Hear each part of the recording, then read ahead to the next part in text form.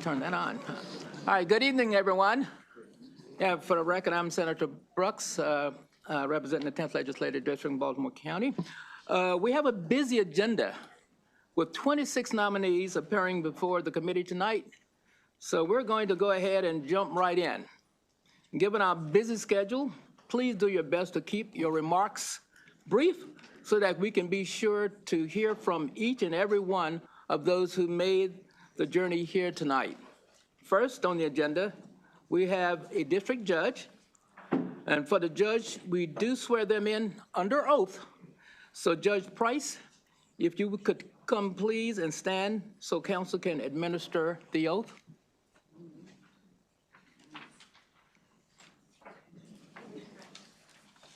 Do you solemnly swear under the penalties of perjury that the statements you make and the testimony you give before this committee will be the truth and nothing but the truth? I do. Thank you. Thank you.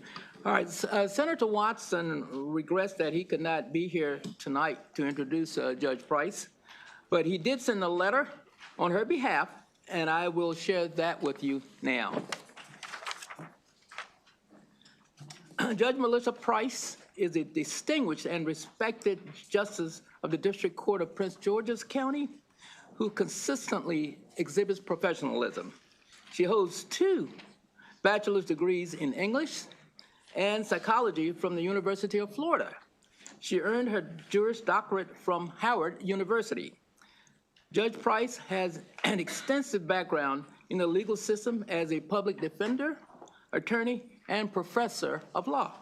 Throughout her career, Judge Price has received various awards and acknowledgments, including Attorney of the Year and the Public Defender Leadership Award.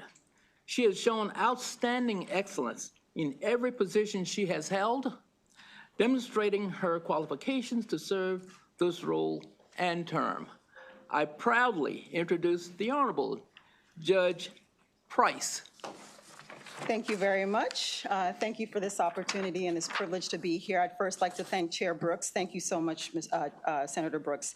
Vice Chair Anthony Muse. I'd also like to thank the Executive Nominations Committee, Senator Ron Watson, my senator, and Senate President Bill Ferguson. I think I saw him walk in. Yes, there he is. I'd also like to thank Governor Moore, of course, for appointing me. My administrative judge, Judge Lisa Hall Johnson, is present. And the most important person in my life, my mommy, came here to be with me today. So I'd like to thank her. My hope, my desire, my intent is to serve my community with integrity and with dignity, showing respect to every single person who comes before me to have their cases be heard. And that is what I intend to do. And so I thank you once again for this privilege and this opportunity, and my hope is that I will also get your full support. Thank you very much. Thank you. Thank you, Judge Price.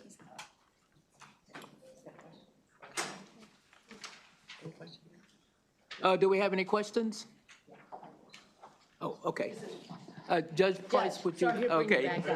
And this is a easy question, I think. I love the fact that you, in college, have a psychology and English major. That's me too. And here we both are in completely different fields. Yeah. So just curious why you decided to major in those 2 subjects. I have my story, just curious about. I'm a quiet person, and I love observing people, and I just believe that it would complement my nature to major in psychology as well. And I love English, and I love novels, and I love books, and I love reading. I've been reading since she made me read newspapers when I was 7 years old, and then write an article what I read. So I've been reading since I was a kid. Well, me too on this score. Psychology has served me in my entire life, in my career, and my career now, and as a lawyer. So yes. Thank you very much. Thank you. Any other questions? Thank you very much. Any other questions? Seeing none? Thank you, Judge Price. Okay. Next, we have Secretary of the Department of Social and Economic Mobility, Walter Simmons, and Senator Hayes. Would you come up and introduce your nominee?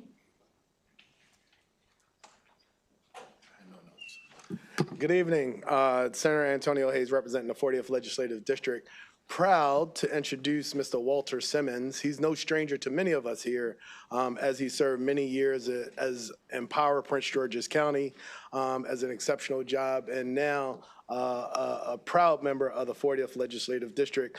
As you all may recall, this new secretary position was created through legislation last year, as we took 3 different divisions of state government and formed one body of work. And from day one, he's hit the ground running and will serve the citizens of Maryland in a mighty, mighty way. And so I ask and encourage this committee to see the favorable nomination of Mr. Walter Simmons.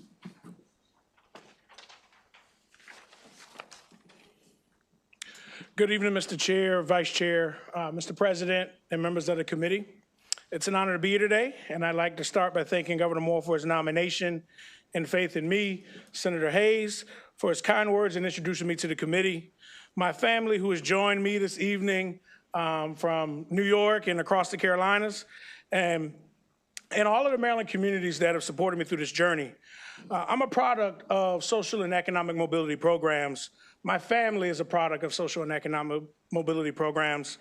My mother was the grandchild of sharecroppers. My father was an entrepreneur. I have grandparents and uncles who were laborers. And through summer youth employment programs, free school lunches, workforce programs, scholarships, small business development programs, my family and I have been able to move from small farms in the Carolinas to me standing before you today. So I don't view social and economic mobility as work or theory. I view it as a reality that has made me be here today and allowed my family to join me. So with your appointment and approval, I will begin to serve Marylanders, and not through a legacy or title, but through service to give them the same opportunities that were afforded to me and my family. Thank you, members of the committee, for your time and consideration. At this time, I'm happy to answer any questions that you may have about my qualifications and vision for the Department of Social and Economic Mobility. Thank you, Mr. Simmons. Do we have any questions? Oh, Senator Augustine. Thank you, Mr. Chair.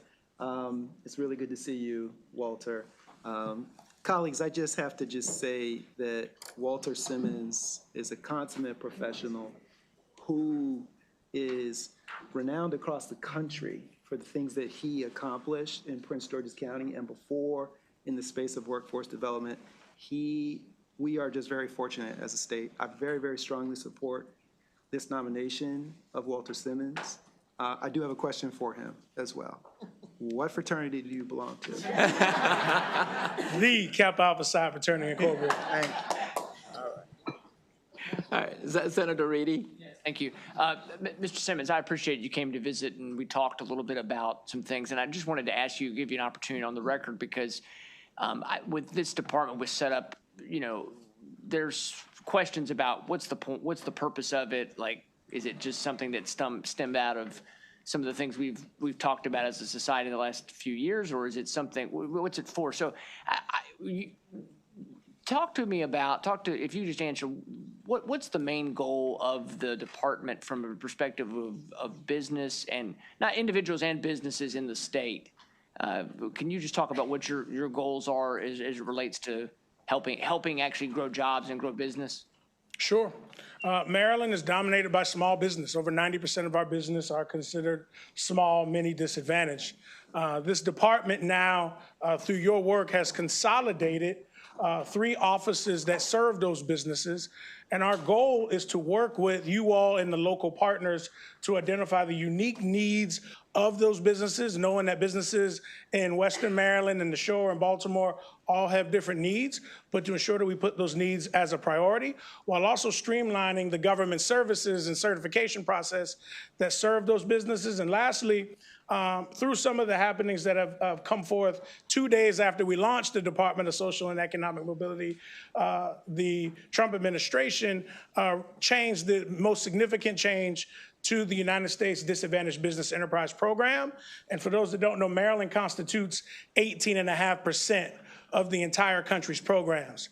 So the big task that we have at hand is ensuring that over 7,000 Maryland businesses understand the information, can be recertified, and continue to serve our tax base and employ Maryland residents. Okay, thank you. I really appreciate your time answering the questions we had, and we had a good discussion. So Thank you. Thank you, Mr. President, Mr. Chair.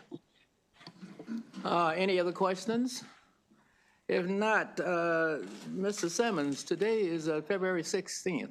Does that have any significance? Today is my birthday. Oh, well, all righty. Well, colleagues, nominees, family, and friends, let's all wish him a happy birthday. Thank you, Mr. Simmons.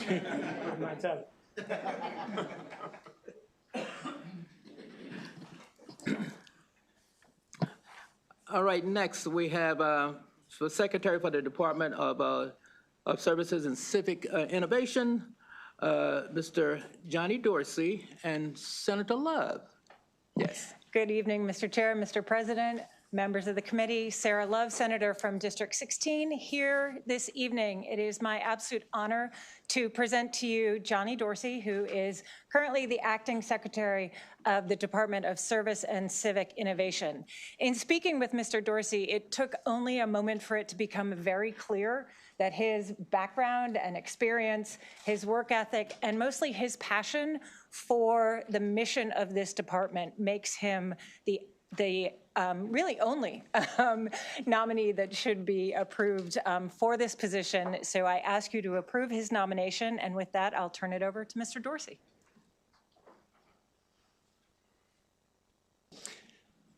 Thank you, Mr. Chair. Thank you, Senator President. And thank you, Senator Love. I appreciate the introduction very much. Thanks to all of you for having me here today. I'm joined by my wife, Casey, who is an amazing wife, also is an amazing public servant in her own right. Our kids, Riley and Cody, are watching online. We weren't sure how long you might want to grill me, so we left them at home to make sure they make bedtime. My parents are watching. They have been supportive of this service mission my whole life, so I'm really glad that they are online for this as well. I also want to thank the governor. I first met the governor, then just Westmore, 15 years ago, advocating for service programs. And I'm so thankful that he has moved this dream forward and that I get the chance to help him deliver on that promise. I am very passionate about this work, and I also know that the reason that we get to move this forward has a lot to do with others who are in this room who moved forward this service mission for a long time. So I'm thankful to you all for that. I am thankful to the governor, and I'm thankful to all the Marylanders who are raising their hands and making Maryland the state that serves. I'd very much like to keep working with them on that mission, so I hope you will confirm me, but I know there might be some questions first and would love to go to that. All righty, thank you, Mr. Dorsey. Do we have any questions? Seeing none? Oh, I do see one, yes. The clip. Actually, this is more of just a comment. I assume many people got to talk to you. Not saying anything about any other secretary that I've spoken to, but I found our conversation to be one of the most enlightening and interesting I've had in a long time. And I'm very excited that you're here as well. And I'm very excited about the way you think and how you approach issues. And I think you're going to be an incredible asset for the governor and for the state of Maryland. That's what I wanted to tell you, sir. Thank you very much. Thank you. Okay, are any other questions? Seeing none, thank you, Mr. Dorsey. Thank you. All right, next we have the State Chief Information Security Officer, Mr. James Saunders, and we have Senator Salling introducing. How you doing? Pretty good, sir. What about yourself? Thank you, Mr. Chairman. For the record, Senator Johnny Ray Salling, Baltimore County. I am proud to introduce this young man with his family and his friends here. His name is James Sanders, and I believe he is the right person right now to get and do the great job as the Chief Information Security Officer. He's acting now, but he has a passion and he has a desire to do what's good and what's great for the state of Maryland. I appreciate his service. I appreciate his family being here. And I think you're going to find out that this man just does not have the qualifications but he's going to go above and beyond the call of duty. So it's my honor for you, and it's my privilege for you to hear and to find out about this young man. Give him a warm hand if you can. James Sanders, thank you. Thank you. Good evening, Chairman Brooks and members of the committee. First, I'd like to say thank you for your time this evening and for your service to Maryland. And thank you again, Senator Sallins, for your kind introduction and for your support today. And also, I gotta say thank you to Governor Moore and Secretary Savage for giving me the opportunity to lead our state's cybersecurity program. I'm joined here today by my wife, Kiana. Got a wave? There we go. Who is also a public servant. She is a Baltimore City school teacher of 17 years. That's a lot of years. Also joined by our children, Jayla, Jade, James, and Taylor, who's watching remotely. My former team members, my DOIT and state colleagues. Thank you all for showing up. Appreciate it. Cybersecurity is a team sport, and we are all on Team Maryland. And if confirmed as State CISO, I will continue to work hand in hand with executive agencies, with the MGA, with state, local, and federal partners, industry, and academia to safeguard Marylanders' information and to address evolving challenges such as those posed by artificial intelligence. So Chairman Brooks, members of the committee, I would love to continue and have the honor to serve as your State Chief Information Security Officer, and I'm happy to answer any questions. Thank you. Do we have any questions? Senator Feldman. Yeah, thank you, Ms. Saunders. First, I want to thank you. You Zoom did a little virtual call with us a bunch of us on Friday. It was super informative, and just maybe one or two quick questions.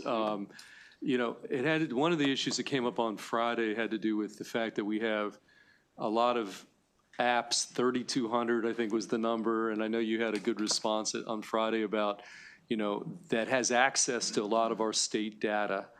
And you're working on that. Maybe you could just give the committee, you know, some sense, because most of us folks here were not on that call, about what you're doing to address this, you know, I would say significant threat potentially to Maryland. And this is a very significant job. And so I think a question or two, you know, is appropriate. So that came up on Friday. If you could share with the rest of the committee what you told those of us on the call. Certainly. So a little bit of background. On Friday, we had a discussion about artificial intelligence, open cloud notebook, which is one of the emerging trends and topics that's the hotness, the news in cybersecurity currently.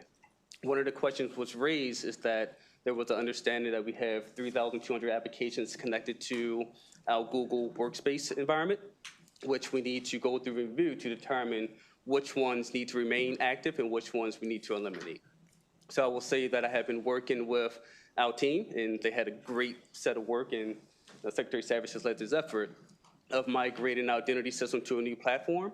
So starting this week, we're going to go through review all 3,200 applications to figure out, assuming there's 3,200, we need to validate that, go through, identify which ones need to remain, which ones need to be eliminated, and then put in additional safeguards so that we control who and where we can connect additional applications to our state data and applications. Okay, and then just, Mr. Chair, one other question. And this is, I think this is an issue that came up some years ago, had to do with when you submit your budget. I think I asked you this on Friday. It would be great to know like what your wish list is of what it would take for you to do everything that you would want to do, but there's constraints in the budget, and we've got, you know, members of the budget committee here. Like if you could provide, I think I asked you, like, what would be your ultimate wish list in terms of what you would need resource-wise? But on that front, like currently you have to submit your budget as a CISO through Secretary Savage's budgetary, as I understand, as opposed to, and I guess one question I had on that front is there any conflict? In other words, because cybersecurity has become such a high-profile issue, and the IT issues are kind of separate, like is there any inherent conflict that you have to go through the IT secretary's budgetary process to get what you need to do, what you think you need to do on the cybersecurity front to protect us, as opposed to a model where maybe you're answering directly to the governor. I just put that out as a question because to me, IT and cybersecurity today are kind of different buckets with different budgetary needs. But right now, you're housed within the same space. Any thoughts on that? And then I'll yield back to you, Mr. Chair. My thoughts on that is I've been a CIO for a teeny bit in time. And what I found that is there's a heavy interconnection between cybersecurity and IT. And to decouple those, you actually can create additional risk than keeping it together.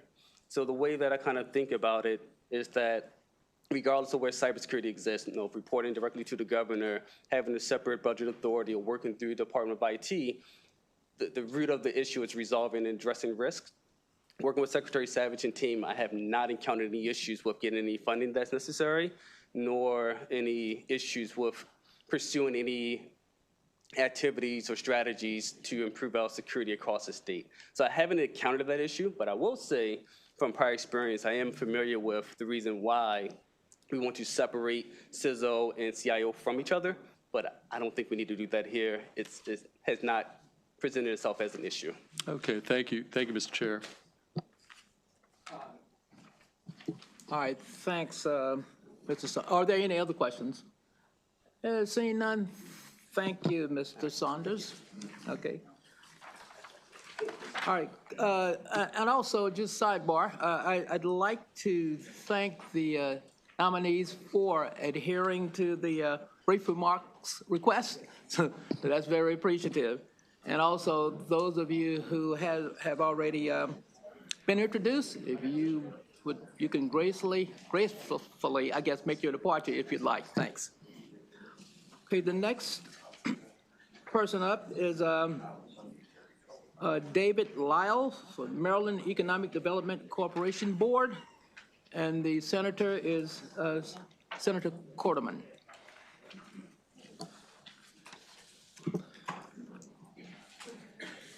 All right. Thank you, Chair Brooks, members of the committee. For the record, Senator Paul Corderman, representing District 2, Washington, Frederick counties. This evening, I am pleased to introduce, well, quite frankly, someone I've known pretty much my entire life, Mr. David Lyles, for consideration of appointment to the Maryland Economic Development Corporation Board of Directors, better known as MEDCO. Dave is a lifelong Marylander whose professional experience, civic commitment, and deep understanding of economic development make him exceptionally well suited for this role. Beyond his professional accomplishments, Dave is known for his generosity, his collaborative leadership style, and his unwavering dedication to his community and his family. I am confident that his insight and steady judgment will be an asset to the MEDCO board as it continues its mission to advance economic opportunity across the state.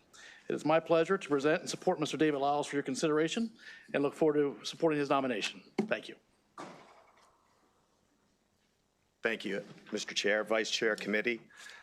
Thank you for the opportunity to actually serve on MEDCO for this great state, Maryland, as well as my fellow Western Marylanders. I've been in the development business. We're third generation, and I feel that I'm fit for this. And I also want to thank John and Tom from the MEDCO staff. They've been a pleasure to work with, and really appreciate the transition with them. And that's about it. Okay, question, Senator Hayes. Yes, thank you, Mr. Chair. And thank you, Mr. Lyles, for appearing here today. This says appointed to serve the remainder of a 4-year term, so you have not had a chance to serve or attend any MEDCO meetings? Yes, I attended a special board meeting last week for, my very first meeting, yes. Got you, your very first meeting, I got you. So I guess I wouldn't have as many questions as I do for the MEDCO members, but one of the role, I'm having a hard time deciphering. I've been looking through the website and through the code to try to decipher what's the difference between the staff's role as well in comparison to the board's role. We have a very, very important project that's developing in my community. Pimlico Racetrack might be familiar to you. There's a lot of questions around what that looked like and how it will move forward. I'm sorry we hadn't had a chance to meet before then, but have you had a chance to digest what's going on with Pimlico? And I have not. That'll be next week. with Tom. Yeah, I literally got brought in within 2 weeks ago, and that was my first meeting within 3 days of, Understood. so. Thank you, Mr. Chair. A month from I now, I'll understand. be able to tell you, spout out as much I stuff do not as want to need put you on know. the spot. as you No, just you're learned, fine, but you're yeah, fine. You give me a month, and I'll be more than happy to call you and let you know. Indeed, thank you. Okay. Thank you, Mr. Lyles. Are there any other questions? Seeing none? Thank you, sir.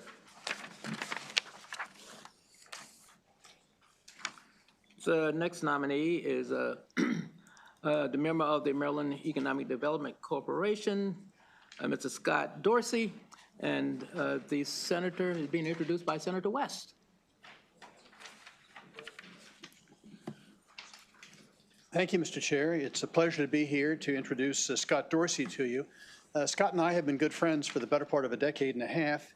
He's a highly regarded community leader. He's the Chief Executive Officer of Merit Properties, and he's on a number of boards, including Stevenson University, the Greater Baltimore Committee. He was on the Kirwan Commission a couple of years ago, and he's currently on the Maryland Economic Development Corporation and probably can answer Senator Hayes' question about Pimlico. Scott? As long as they're easy questions. Chair Brooks, Senator Ferguson, Senator Carrozza. Thank all the committee. Thanks for having me here. It's very, it's humbling. I can tell you, I've been on the MEDCO board for a number of years now, and I'm particularly humbled that Governor Moore has actually put my name forth again. Just so you know, I was originally appointed by Governor Ehrlich, twice by Martin O'Malley, twice by Larry Hogan, and it's nice to know that they still want me around. And I'm pretty pleased about that because if you've been following MEDCO, we've become a lot more proactive. I think we're moving the needle a lot on creating opportunity for all Marylanders, and that's really what it's all about. So, any questions? I'm happy to answer. Senator Hayes? Yes, thank you, Mr. Chair, and thank you so much, Mr. Dorsey, for coming today. So all of those, it sound like 3 different governors you've been appointed for, all on MEDCO or various boards? 5 different times. All here in MEDCO? Yes, yes. So you've been in MEDCO for a long time? Well, it's important work. Gotcha. It's been a privilege, let me tell you that. Can you give us a brief description between the board's role versus the executive director role? Like how do they interface? Well, in my case, having been on the board for, I think it was about 10 years before I became the chair. When I became the chair, I felt that there was a need for MEDCO to become more proactive. Part of what we did is we started a strategic planning process. We engaged Korn Ferry, and part of that was to hire Tom Sadowski as the executive director. Anybody knows Tom, if he had started his career out of college with the goal of becoming the executive director of MEDCO, he had exactly the right experience and background, and he's really moved the needle. And I mean, people don't, even the people on the board didn't know until about 6 months ago we're not a government agency. Right. It's kind of like the Stadium Commission and MES, but we really have gotten involved in a lot of different things. It's not just Pimlico. I mean, we do a lot of bond financing. We a lot of Trans-Story development has been very big. Do a lot of work with some of the defense contractors down in Southern Maryland. So, I mean, it's nice to be involved in something where you actually move the needle. Now, the executive director, he has put a wonderful staff together. He's obviously the face of the organization, but once a month we get together and we spend about 2 hours talking through everything that we're hoping to achieve and trying to have more of an impact every year. Yeah. Right. No, so it's interesting you mentioned the executive director. So from my understanding, there's often times where MEDCO may play a role in ownership of various properties or whatever. 2 that come to mind to me more vividly is I think it's the Hilton down on the shore, and then maybe, It's a Marriott, yeah. Is it Rocky Gap out in Rocky Gap was the one that goes back to the O'Malley administration, actually. Have either of those properties, is it true that neither of those properties have seen any profits unless there has been heavy subsidy?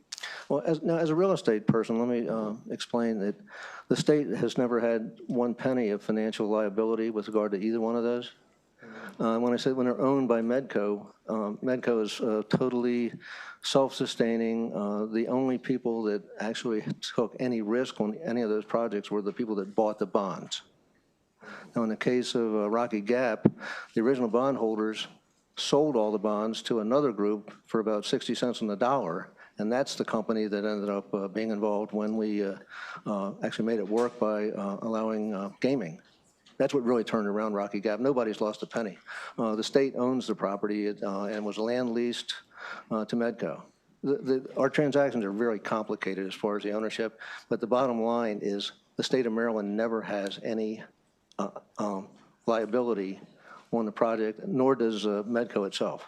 Has the state at any point had to contribute a subsidy to make sure that, to mitigate any risk? That's a complicated question. I can tell you that when Governor O'Malley was governor, David Edgerly, who was the, I guess, Commerce Secretary at the time, suggested it would be a good idea for MEDCO to advance $5 million of their funds to make Rocky Gap work. I will tell you that there was no legal obligation to do so. It was something that was directed by the administration. Right. And there was a statement that was most recently made by staff that MEDCO statutorily cannot compete against the private sector. But as I read through the statute, I didn't see that reference in the code. Do you know what might be meant that MEDCO cannot compete against the private sector? I'm not familiar with the statute. I know that we try very hard not to insert ourselves into a process where the private sector actually can get a job done, because often if we do that, we're actually picking winners and losers, and we're disadvantaging someone in the private sector. So we try to get involved when we need to be involved. Like bond financing is supposed to be used as it's like a last resort. It can't be funded otherwise. And that's really that's what we've tried to do. It's tried not to compete with people that are investing their own dollars. But you're not familiar with anything in the statute that prohibits you from doing so, right? I'm not specifically familiar with anything in the statute, but I know it's always been the policy as long as I've been on the board, and it sort of predates me. Not policy. I'm talking about the words. Well, I have no idea if it's in the statute. Yeah. No, thank you so very much. Also, Pimlico Racetrack, as I alluded to earlier, is a very important development. It's in a community that has been historically disadvantaged. And I wonder, given the responsibility of MEDCO and its funding for all of these really significant economic development projects, has there ever been any consideration, I couldn't find it on your website, where there's been any consideration to equity, especially in communities that are disadvantaged, and how that might interplay with the communities in which they're a part of on any of your projects? Well, every project we get involved with, we make sure that we're providing opportunity across the board to every kind of contractor, every community group. We try to build a consensus. Just go back to we did the health lab at the State Health Lab. That was probably 7 or 8 years ago. Same thing. We really got involved with the community to make sure that everyone was having an opportunity to participate. The thing with Pimlico, I mean, obviously it's very, very important to the to Baltimore City, and especially the Park Heights neighborhood. When we first got involved, it was a matter of touring Laurel. And there was a lot of talk at the time that when the Strano family owned everything, they would have been just as happy to have Pimlico disappear and just put everything down Laurel. And we knew that was not the right thing for the state of Maryland, so we got involved with the Horsemen's Association. I mean, it's been a moving target. I mean, now I think the thing is just turn Laurel into a training facility. At one point, they were trying to buy a farm in Carroll County to make that a training facility. But bottom line is there's tens of thousands of people working in the horse racing industry in this state. And we needed to do everything we could to make sure that that industry stays viable. And last I heard, they actually were going to move they're going to turn the track, and now they're not going to turn the track. But the idea is to provide real economic opportunity around the Pimlico race course and to energize the community. That's really been our focus. Thank you, Mr. Mayor. Thank you, Mr. Chair. Sure. The chair recognizes Senator Roosevelt. Thank you. I have no questions. I just want to say that it's good to see Mr. Dorsey again. I got to know him during the Kerwin Commission work, and there's no one involved in the Kerwin Commission nor in the state, frankly, who had more to do with the provisions of that to overhaul career and technical education into apprenticeship starting in high school than Mr. Dorsey. And so I just want to thank him for that, and I'm glad he's still working for the state of Maryland. In fairness to the Kerwin Commission, I was the only business person, so it was obvious that they would give me the CTE stuff. But I think in working with Karen Salmon, I think we really, we got a long way to go, but the future of education in Maryland is going to be teaching people how to do things and coordinating the needs of industry with the training programs. It's been, you've been living and breathing the same stuff for longer than I have, so I know that. Amen. Thank you. Thank you, Mr. Chair. Senator Garoza. Thank you, Mr. Chair. Good evening, Mr. Dorsey. I'd like to think that Maryland Coast is your other home, but my question to you You're one of my 3 senators, actually. Thank you. Senator West is my home senator. Senator Brooks is where my office is, and you're where my wife's summer home is. Okay, so we have that covered. Thank you for the plug for Maryland's Coast. Thanks for your leadership overall, and specifically on kind of your strategic planning focus. And my question is, and just briefly, the kind of stepping back from the role you've had with several different governors and, with the MEDCO, how do you view it as benefiting the whole state, like from Western Maryland to Maryland's Coast to Southern Maryland to Central Maryland? We talked about Pimlico. When you look at the different projects that are coming your way. Well, and a lot of the stuff that we work on, we do tend to focus on areas that historically probably don't have the growth that they should have. One of the things that was true of MEDCO for many years, we reacted to bond requests from different counties or municipalities, whereas now we're much more proactive, reaching out, trying to see what can we do to help you energize growth in your community. So that's really the biggest change. Tom Sadowski and his staff, they have a great understanding of what they can do. The work at the Morgan State campus has been just part of what we do. Student housing has always been part of it. In fact, one of the things I will say that people don't realize, when there are many people in the country, my competitors, that actually started doing student housing because it was very lucrative and they made a lot of money doing it.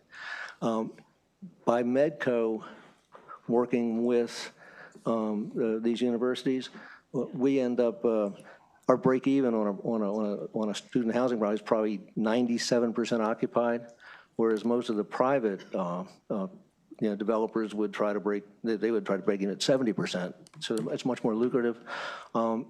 We try to be as open to any ideas as we can.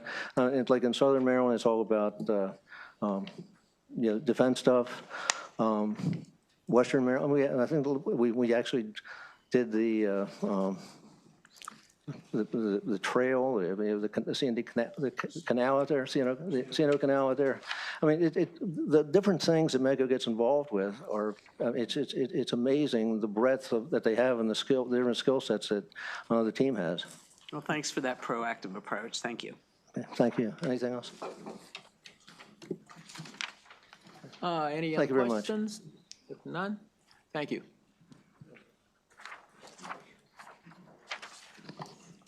All right, the next nominee is Chair of the Public Service Commission, Mr. Kumar Barve. I probably should have said. Oh, and the senator introducing is Senator Kagan, my vice chair. Thank you so much, Mr. Chair. Colleagues, for the record, Cheryl Kagan, very proud to be the senator for Gaithersburg and Rockville. very proud to have been friends with this guy. Where's he standing?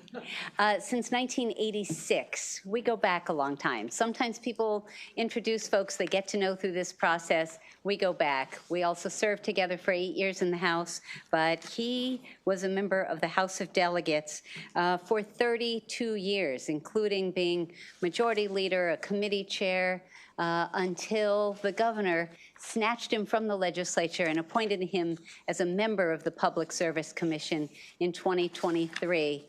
The governor is now seeking to elevate him and has nominated him to be the chair of the PSC. He's got the skill, he's got the temperament, he's got the ethics, and as some of you may remember, this is kind of an inside joke, but I am delighted to present to you Kumar the Magnificent, Kumar Barve. Mr. Chair, Mr. President, members of the committee, it's a great honor, as always, for me to be before you. I'm joined by my beautiful wife, Maureen Quinn, who was the first woman to be the chair of the Workers' Compensation Commission. And we have a little joke in our family. I was the chair of a standing committee, then she became the chair of a comp commission, then she retired, and then I became the chair of, hopefully, with your approval, of the Public Service Commission. So this conservation of chair position within the Barbe-Quinn family is something that I'm trying to maintain here. So, of course, I want to thank Governor Moore for having placed his faith in me to carry out this task during a time of stress, let's be honest. But you know me as a legislator, but I want to emphasize something that's just a little bit different. I got a degree in accounting. I immediately went into the private sector in the 1980s, where my job titles were in accounting, finance, economic analysis, and contract negotiation. I then decided and fortunately got elected to the Maryland House of Delegates with the help of my friend and my now senator, who I also thank, Senator Kagan. And very shortly after that, I got a job as the chief financial officer of an environmental hazardous waste disposal company in Rockville, medium-sized company, and I did that for roughly 29 years. And I mention these things because really what we need more of is a hard-nosed accountant to defend the ratepayers and your constituents, the taxpayers of the state of Maryland. It's my job, I believe, job number one is affordability and reliability for our energy infrastructure in the state of Maryland. I'm going to sharpen up my pencil and fire up my Excel spreadsheets, and that's what I'm going to focus on. Now, I recognize that there may be one or two questions for me, and I suppose that I'm now living out the old Chinese curse of may you live during interesting times. And so I'm very confident that the state of Maryland can reorient the trajectory of our policies, and I believe the legislature already has with the Next Generation Energy Act and the Renewable Energy Certainty Act. I believe that we are pointing the ship of state in the correct direction. And so, Mr. Chair, Mr. President, I am happy to answer any and all of your questions, and thank you very much for taking me under consideration. Okay, the chair recognizes Senator McCray. Thank you, Mr. Chair, and always good to see you, my chair. Kumar, I consider you a mentor, I consider you a friend, and I think that the things that I've been able to learn from you is you always ask the tough questions. I recently got my BG bill. It doubled, went from 2-something to 4-something. And this is a conversation that's among all of my constituents, all of my neighbors. They're talking about this piece of it. I think you've been on a year, but I'm not sure that you've been on a year. 2.5. 2.5. So in the 2.5, ascending to the chairmanship of this respective committee, can you speak to some of the things that you've done or that you feel as though you would like to see within that respective body to lower rates? Yeah, let me begin by saying that this commission is very precise about analyzing the numbers, and most recently, we cut a funding request of your utility, BG&E, in half because we felt that it was the moment to do that sort of thing, to be really tough with the numbers. But let me tell you what I'm very much interested in doing, which I've started to do right now, and which I believe we need to do more of in the PJM interconnection grid. We need to make sure that the market rules are properly written so that we do not pay for phantom load, pay for data centers that will never be built, but unfortunately, in my opinion, are basically skewing the auction, the capacity auction that takes place. And I don't want to make this into a tutorial about market dynamics and market rules within the PJM, but it's extremely important to recognize that transmission and all of these auctions are controlled primarily by the Federal Energy Regulatory Commission and by the PJM.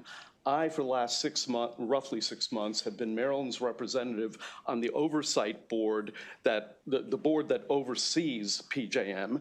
And frankly, I want to make Maryland much, much more aggressive in that oversight.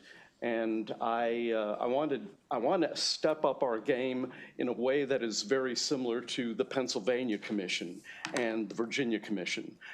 That's my objective. If you see fit to confirming me to this position, I don't think I want to go into all the arcane rules that have to be adjusted, but this is an area of concentration for me. Yeah, Mr. Chair, the next is comments, not any more questions. And I just want to make sure that I represent low-income folks. I represent folks that may be in the middle class. And I think that when you get the first bill, you feel as though, hey, I can catch it.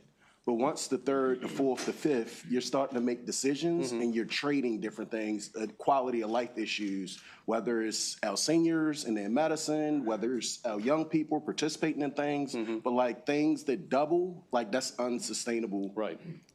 From that standpoint. So I hope that, especially when you think about like people that they may be putting forward a portion of their BG bill. How are we handling late payments and things of that nature? These are things that we could be thinking about from that standpoint, because they're trying, but they may not always be able to do. And they're working, they have jobs, and like I said, it's just unsustainable. I'll leave it at that. Let me also point out that very recently the Commission has implemented a limited income mechanism, which basically focuses aid to individuals who are in the OHEP program, the people who are really, everybody is at need. I don't want to minimize the economic stress that any person is feeling, but we really are bearing down on the people who are at the very bottom, who really need our help the most, and that will always be foremost in my mind. Okay, next we have Senator Hersey. Thank you very much, Mr. Chairman. And Mr. Chairman, welcome again. I agree with my colleagues. Maryland families are seeing some of the highest electricity bills, #1 in the country. Right. And as the entity that sets the rates, I do believe that the Public Service Commission bears some responsibility for this.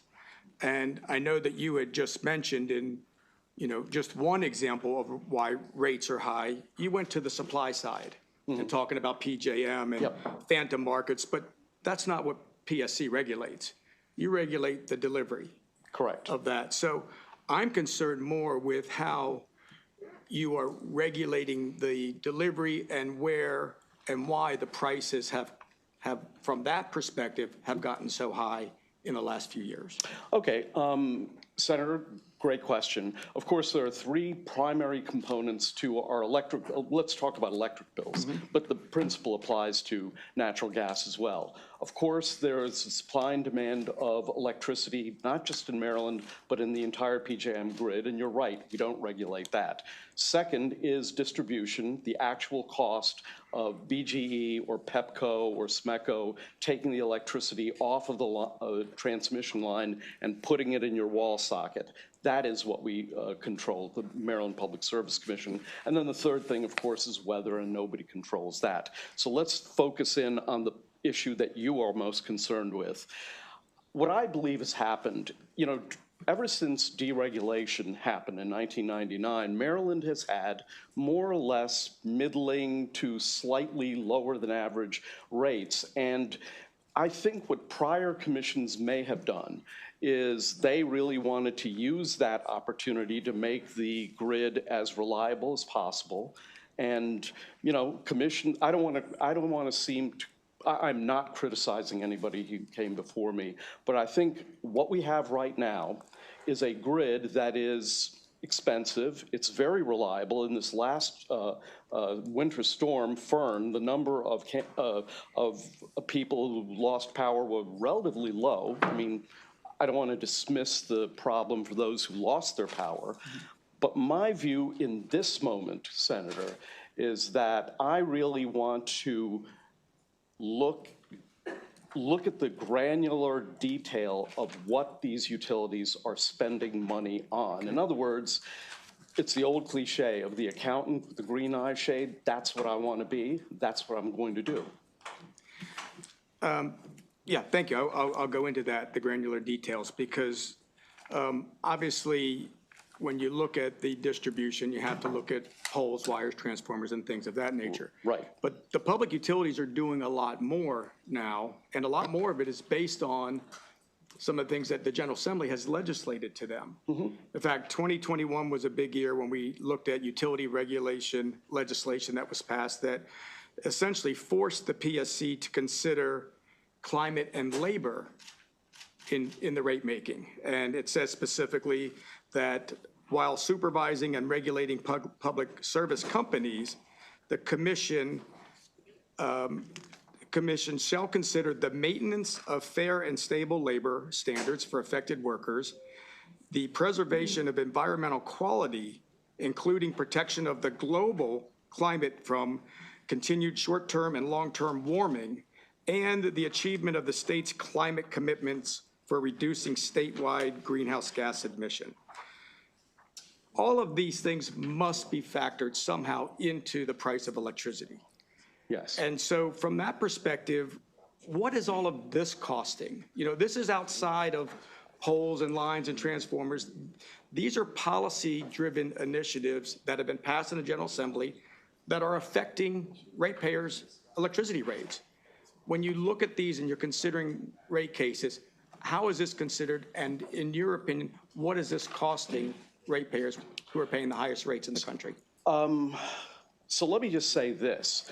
There is no incompatibility between any of those goals if you do it the right way. And let me make as an example the state of Texas. I'm familiar with it because my family, so much of my family lives out there. Since 2014, they've decommissioned 7,400 megawatts of coal-fired power plants. They have gone from 34 to 12%, in fact, from coal to natural gas, renewables, and batteries.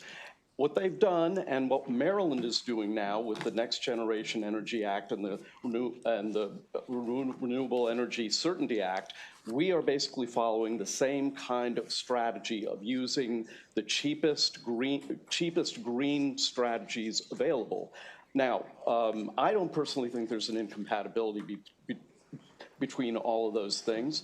I think that we'll be able to redesign the grid in a way that will bend the cost curve downward. And again, you know, let's talk about this because a lot of the savings in both cost and in greenhouse gases has been the conversion toward natural gas. And this legislature basically gave us the ability to do that. And I have to mention that very recently, the Public Service Commission has authorized Constellation to seek an expedited CPCN for 714 megawatts of natural gas-fired generation that should go online in June of 2029. So, to recap and to answer your question, we can do all of those things.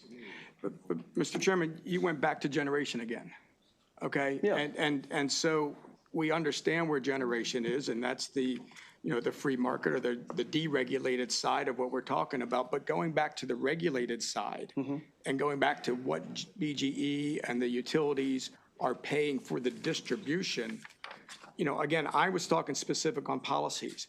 You know, are we requiring, when we say that you must consider labor and climate into rate making? This isn't anything to do with the generation side. This is into rate making. And so my concerns are, has the General Assembly made policy decisions that are making the delivery of electricity more expensive? I don't think so, especially because of the laws that you passed last year. Back to generation. That's Yeah, next-gen but generation. understand, this is something the Public Service Commission does. It is within our purview to do an expedited CPCN for these generation facilities. It is part of our job. And so I'm answering you by saying that in addition to being a hard-nosed accountant, I want to move these kinds of projects, not just gas, but also solar, wind, and others, batteries. I want to move those projects as quickly as possible. Let me paraphrase somebody. I want to move fast, but break nothing. Okay. You know, again, and I think we all like to see more in-state generation, but if I go back to a policy that was created in the General Assembly, we now have public utility companies building electric vehicle infrastructure systems.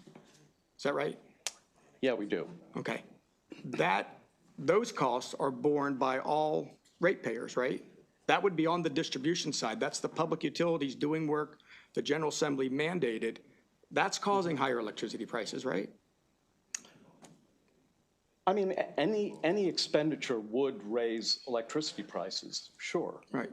I don't want to mislead anybody. And these, you know, but understand that that program was meant to fill the gap for places where the free market chooses not to go. And it's something you can change through legislation if you wish to.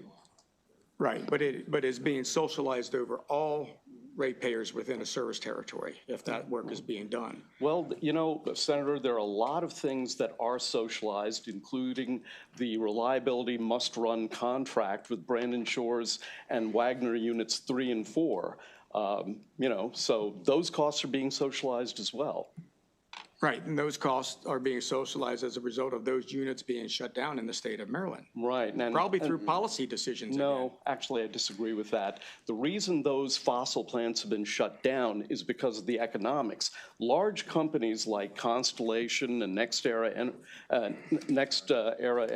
Energy, they are getting away from coal because coal-fired power plants are more expensive. For example, this is just, again, forgive me for going into accounting minutiae here, a coal-fired power plant has 5 to 6 times as many employees as a natural gas plant, and it has more maintenance problems and costs, and that's why the marketplace is moving away from that. Talon is the company that owns those units. They made the decision to decommission, not anybody in Maryland government.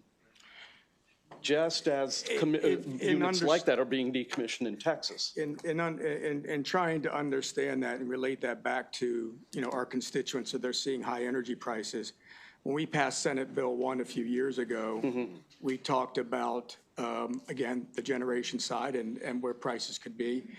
One of the provisions in that is that in order for a retail supply company to offer electricity in Maryland's market, it must be at the same cost or less than SOS. For 12 trailing months. For 12 trailing months. Yeah. But interestingly enough, if it was green energy, it was allowed to be more expensive. Right? Now, you just told me that a coal-fired plant takes 5 to 6 times more people to run. As a natural gas fire. How many people does it take to run a solar project? Very few. Very few. So why would that be more expensive? Why would green energy be more expensive? Oh, I don't think it is. Well, then why would, do you remember why Senate Bill 1 allowed? You know, I'm not, fortunately, I wasn't in the legislature when Senate Bill 1 passed, so you can blame me for everything I did before 2023. I wouldn't blame you for everything, Mr. Chair, but you got me to laugh, so we're doing good. No, So, I mean, yeah.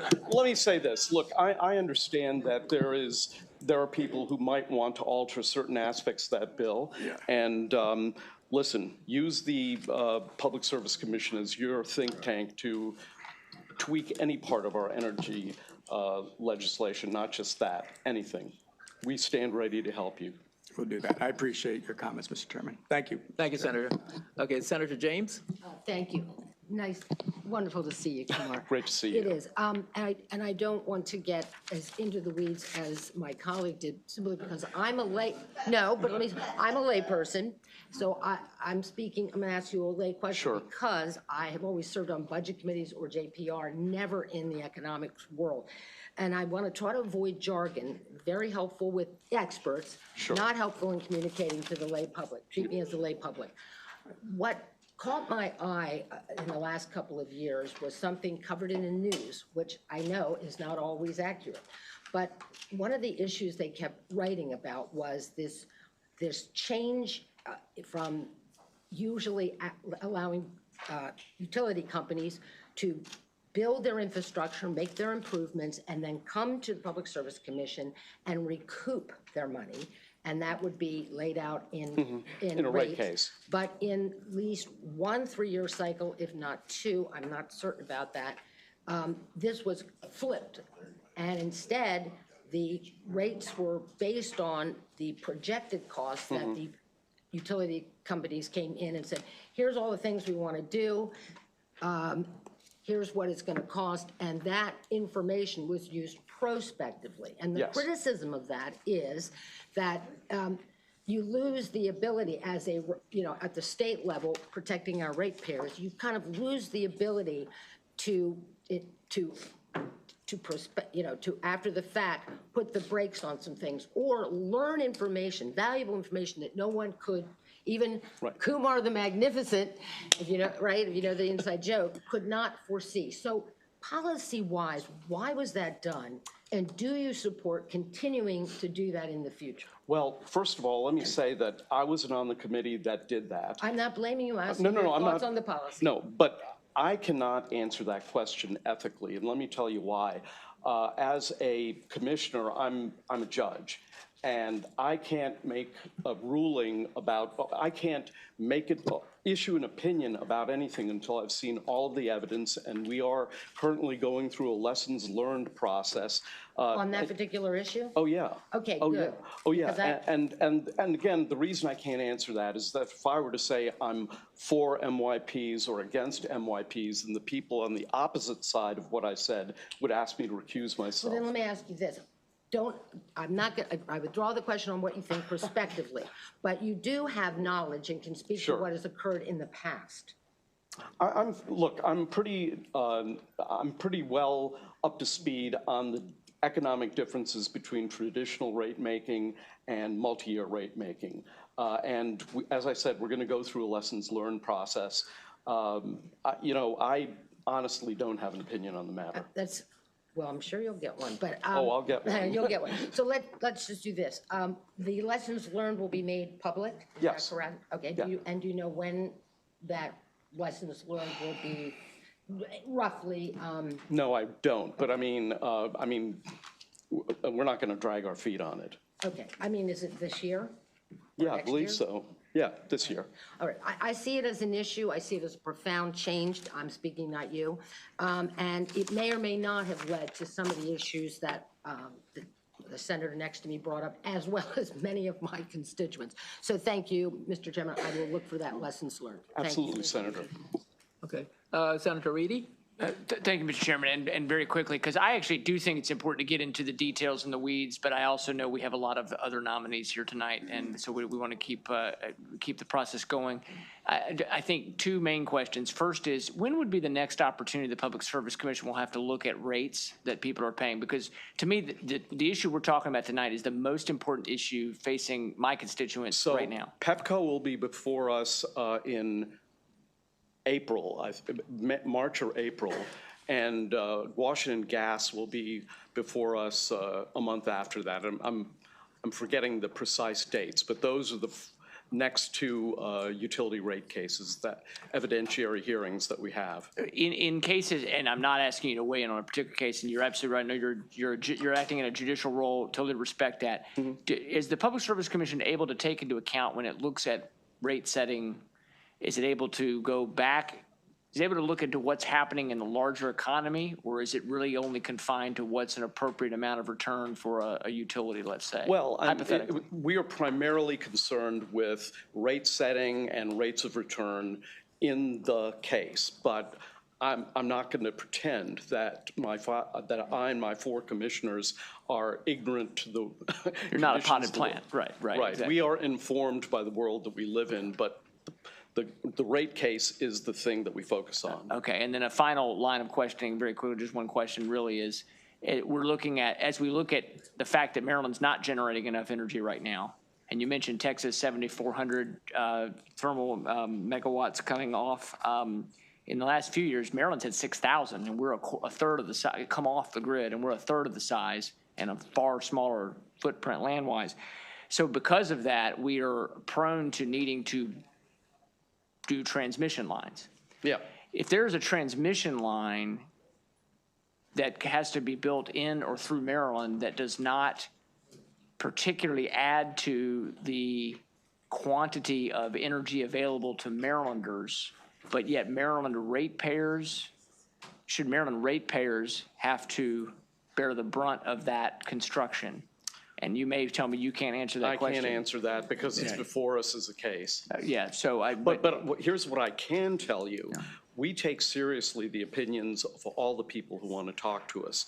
We've made our process maximally open to concerned citizens who want to opine. This is a very transparent process. We will be going to the counties where this unnamed transmission line is going to traverse. We're going to listen to the people who live there, and after having done all of that, we will make a decision. I appreciate your answer. Thank you very much. Senator Hayes. Thank you, Mr. Chair. I only have one question, although this is probably the most important thing that we're on today, as it's affecting a lot of Marylanders. Yeah. My question is, what are your thoughts on new generation development in the state? And should it be all hands on deck, or should we just maintain the status quo to help lower rates, lower costs? I'm sorry. You know, I really do agree with the philosophy of the legislature from last year that clearly said we are throwing everything into this problem, and that means generation of all sorts. It means batteries. It means, obviously, what of all sorts includes renewables, obviously. It means it's going to mean some transmission. It's also going to mean that we're going to have to get more serious about demand management programs. I mean, right now in the BGE area, only 1% of the ratepayers are really actively engaged in demand management, which is where the temperature goes up to 105 degrees and your thermostat gets set from 72 to 75, for example. If you don't alter it, you're part of only 1% of the population that does that. If we could just raise that percentage from 1% to 3%, that almost certainly guarantees that we will not have brownouts and blackouts. That one action, if we can find a way to incentivize people to participate voluntarily, that is almost like a superpower. So everything has to be considered. Thank you, Mr. Chair. Mr. President. Thank you, Mr. Chairman. now I'm in Pleasure real to see you. trouble. No, very briefly. Look, first and foremost, it's always been a pleasure working with you in our many different capacities. I have a great deal of confidence in your ability to bring people together to solve hard problems. I just want to put one last issue out there that as we are looking for new generation, one of the biggest issues that we hear is about predictability and certainty, and that the time to decision making has been an issue that has created instability in the marketplace, and has been a reason why we have not seen more investment. Now, plenty of reasons that could be debated, but is that something that is on your radar? You bet. And do you have this Court of Appeals previously, well, now Maryland Supreme Court, was in a very similar space at one point, now is required to have opinions issued within the year in which they are argued. Have you considered the adoption of some policy, and what would be the barrier to having a certainty? I think that, I'm not a lawyer. I do play one in the Public Service Commission, though. I'm not a lawyer, and I'm very hesitant to have hard and fast rules for a commission, just as I was hesitant to have similar hard and fast rules when I was the chairman of a standing committee.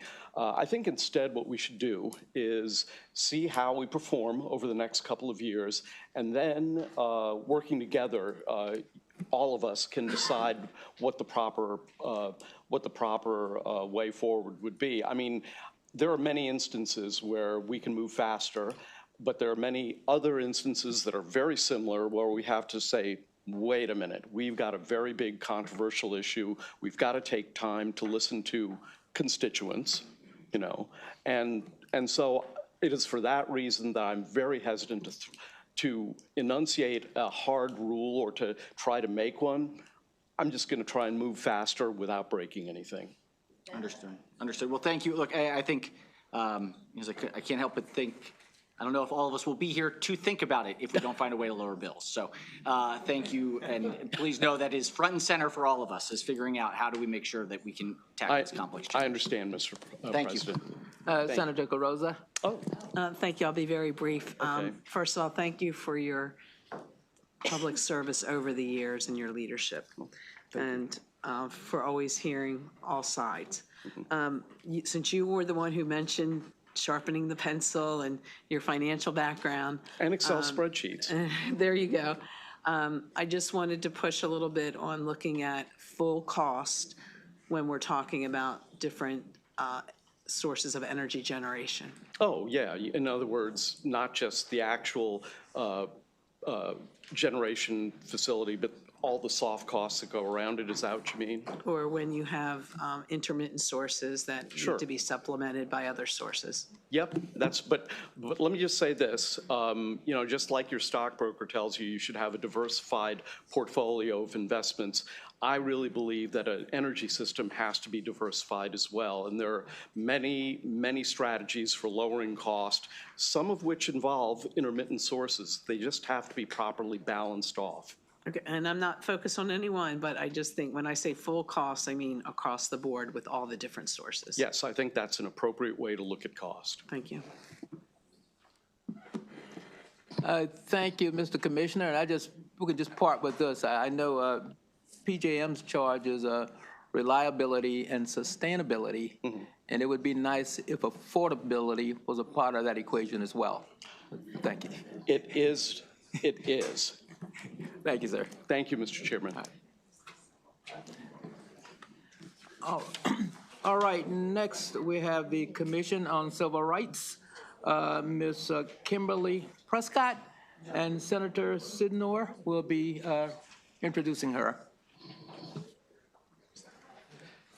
Thank you very much, Mr. Chair. I am honored to introduce Ms. Kimberly Prescott, a resident of District 44. Ms. Prescott has dedicated her life to public service for over 20 years with experience in the private sector.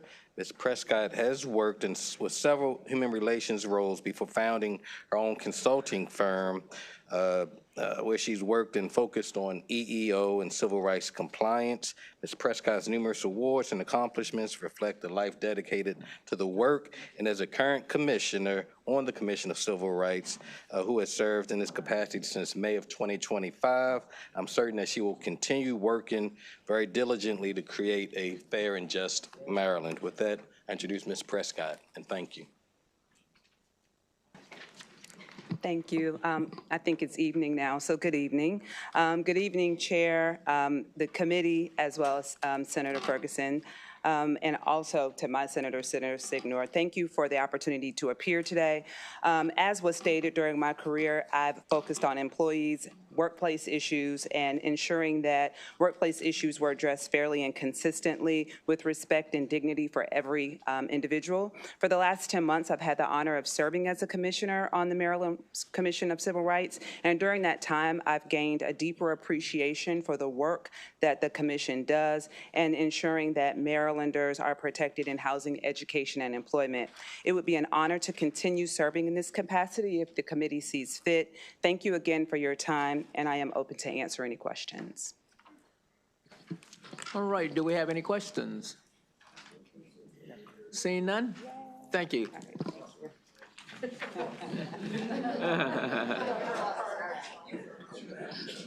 All right, and next we have someone who's on that very popular subject matter, Public Service Commissioner Frederick Hoover. Being introduced by Senator Henson.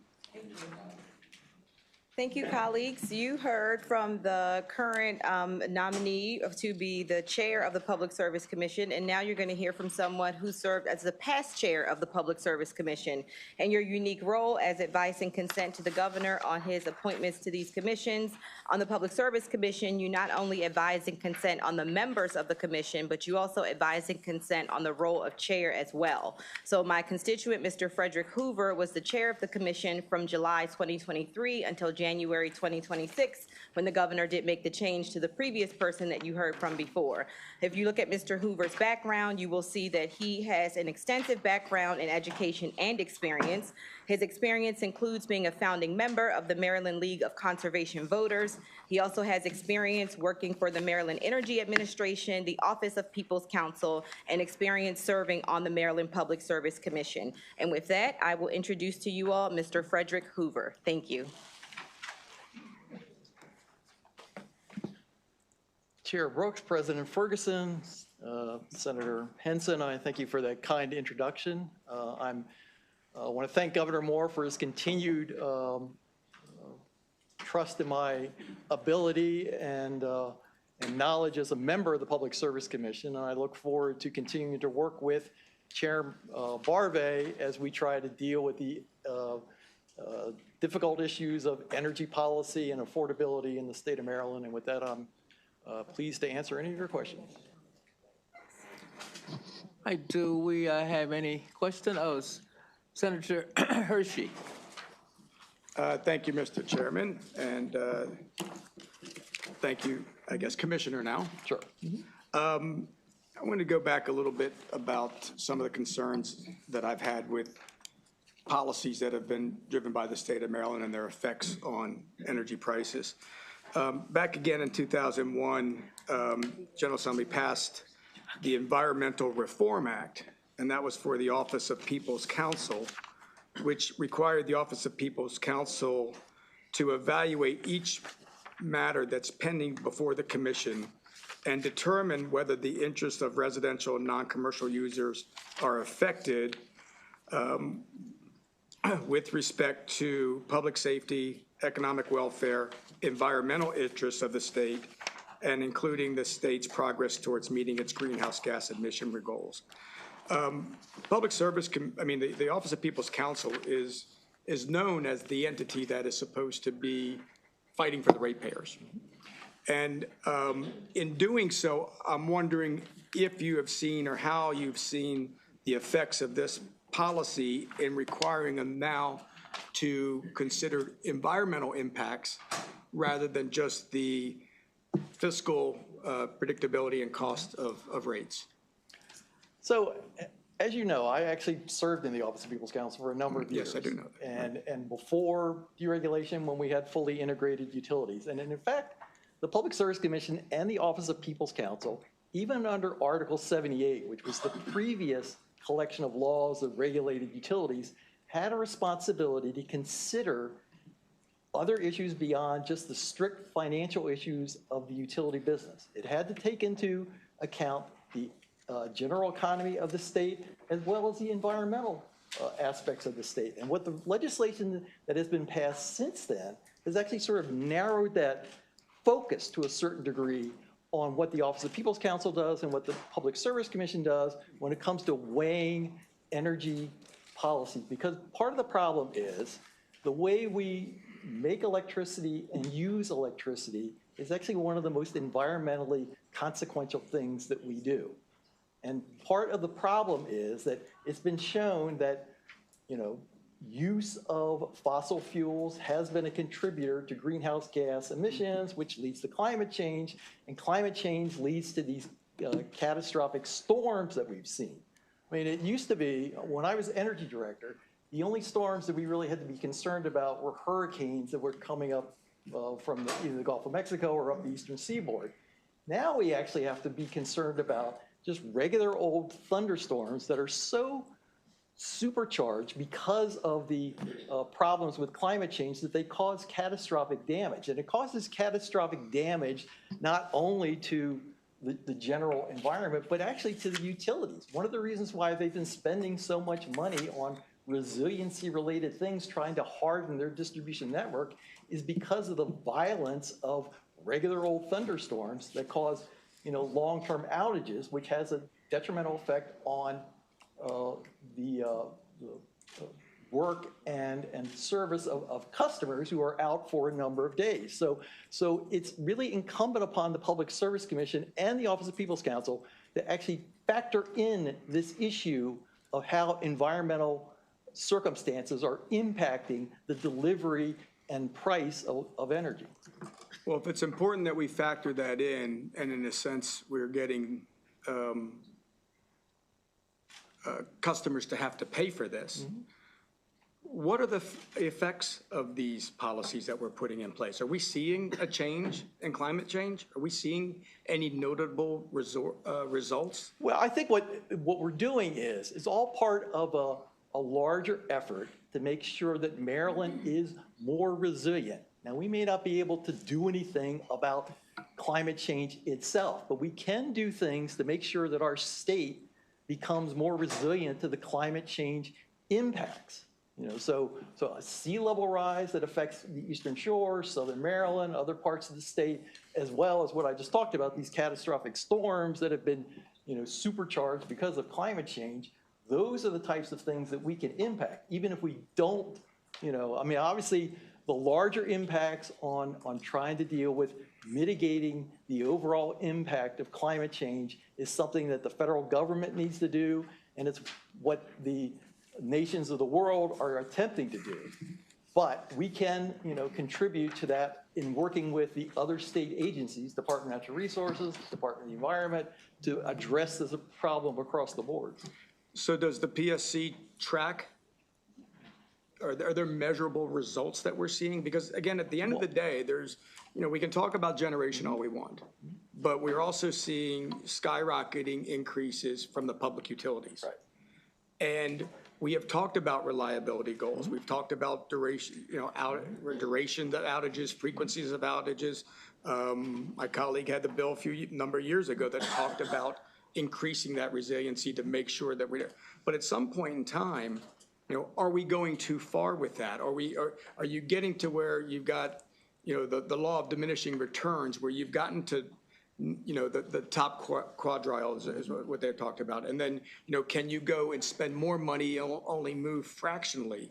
Is PSC looking at we actually have a annual proceeding that was actually started, before I got there, based on a significant number of outages by PEPCO, not to put anybody on the spot. And so the Public Service Commission now has an annual review of reliability, resiliency metrics that the utility companies provide to us. And we look to see what they've done when it comes to dealing with storms, what they have done to make sure that their system stays up in storms, how they respond to customer calls, and all those sort of things. And then we review and make decisions on investments that they want to make to harden the grid. And you are correct. We're getting to a situation where we need to look about, are the investments that they're making in the local distribution network worth the bang for the buck, basically. Right. And so it's a decision that we make, like we make decisions about everything else in rate cases and what they do, to make sure that the system is resilient, is responsive, it does prevent outages to the extent we can, but without overpaying for it, because we're looking at what the impact that is on rates. Do you think the PSC has scaled back on any of these policies or legislative-driven policies in what we're allowing the utilities to recover? I wouldn't say scaled back, but I think what we do is, when the General Assembly gives us instructions on sort of how they want us to sort of adjust the utility process. I mean, we go through, as Chair Barbe mentioned, a fairly long and detailed process to figure out how to implement those types of things, because the General Assembly sets the overall policy, but it's left to us to figure out how to implement it. And so we're trying to figure out how to be responsive to the legislative mandates that you give to us, but also be cognizant of what's doable by the companies and what's affordable. And so we do factor that into the decisions that we make. You give us that, responsibility, and we take that very seriously. I'd like to hear affordability at the top of that, Right, but yeah. I understand. Let me ask another question. We talked a lot about rate making. Multi-year rate making has been discussed a number of times, that framework that we have, and I understand that does allow for some predictability.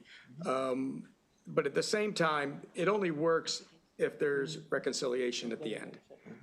Can you tell us what you have seen in the cases of multi-year rate making on what reconciliation looks like, and were we able to see some results from that? So again, because of what Chair Barbe mentioned, I need to be a little careful about this, because multi-year rate making was adopted by the Public Service Commission as a pilot.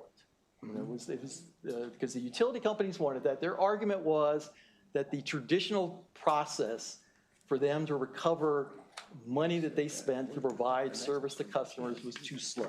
They always referred to regulatory lag, that it took too long. They file a rate case, and then even though rate cases are on a legislative mandated timetable, they felt that it took them too long to do this. And so their idea was, let us project and make budgets and give you proposals about what we're going to do and what we're going to spend, and then you approve that, we'll go off and do that just like a regular old company, and then at some later point, we'll come back and look to see what happened. So it's that later point that's actually been the bone of contention, because the other parties that are involved in rate cases, the consumer advocate, the Office of People's Counsel, representatives for large business and commercial customers, the federal government who's impacted to that, have had concerns that they haven't been able to actually ascertain why certain decisions were made, why money was spent, and that the estimates that the utilities provided were wholly different from what they actually wound up spending. And so that's why the last BG&E rate case order that we issued had such a significant cut, because we agreed that there was this disconnect between what had been projected to be spent and what actually was spent. And we used that process to see that they couldn't recover when they had made estimates that were overly optimistic. Okay. And then finally, just one last question. Again, we're all concerned about affordability and where rates are. In your opinion, from a legislative perspective, what is the one thing that we could do this year in the General Assembly that would help drive down rates, that would make it easier for you to come, the Public Service Commission, to see lower rates in the future? Well, I think the policies that you've been, we've had this discussion about all the above. And there's been this talk about, all the above means all the various resources that can be used for generating electricity. But let's stay away from generation. No, for a second. Okay. Yeah, I want to get focused on what you regulate. Right. All of the above actually includes everything that's involved in this. And Chair Barve sort of alluded to this. So we have to look at not only how the electricity is made and who makes it and the sources of that, but we've got to figure out ways to utilize the existing distribution network to make it as efficient. And I think there is a way now, because of technology, to actually have a situation where we wind up using less electricity because the grid has become more and more efficient. Homeowners have more control over what they can do.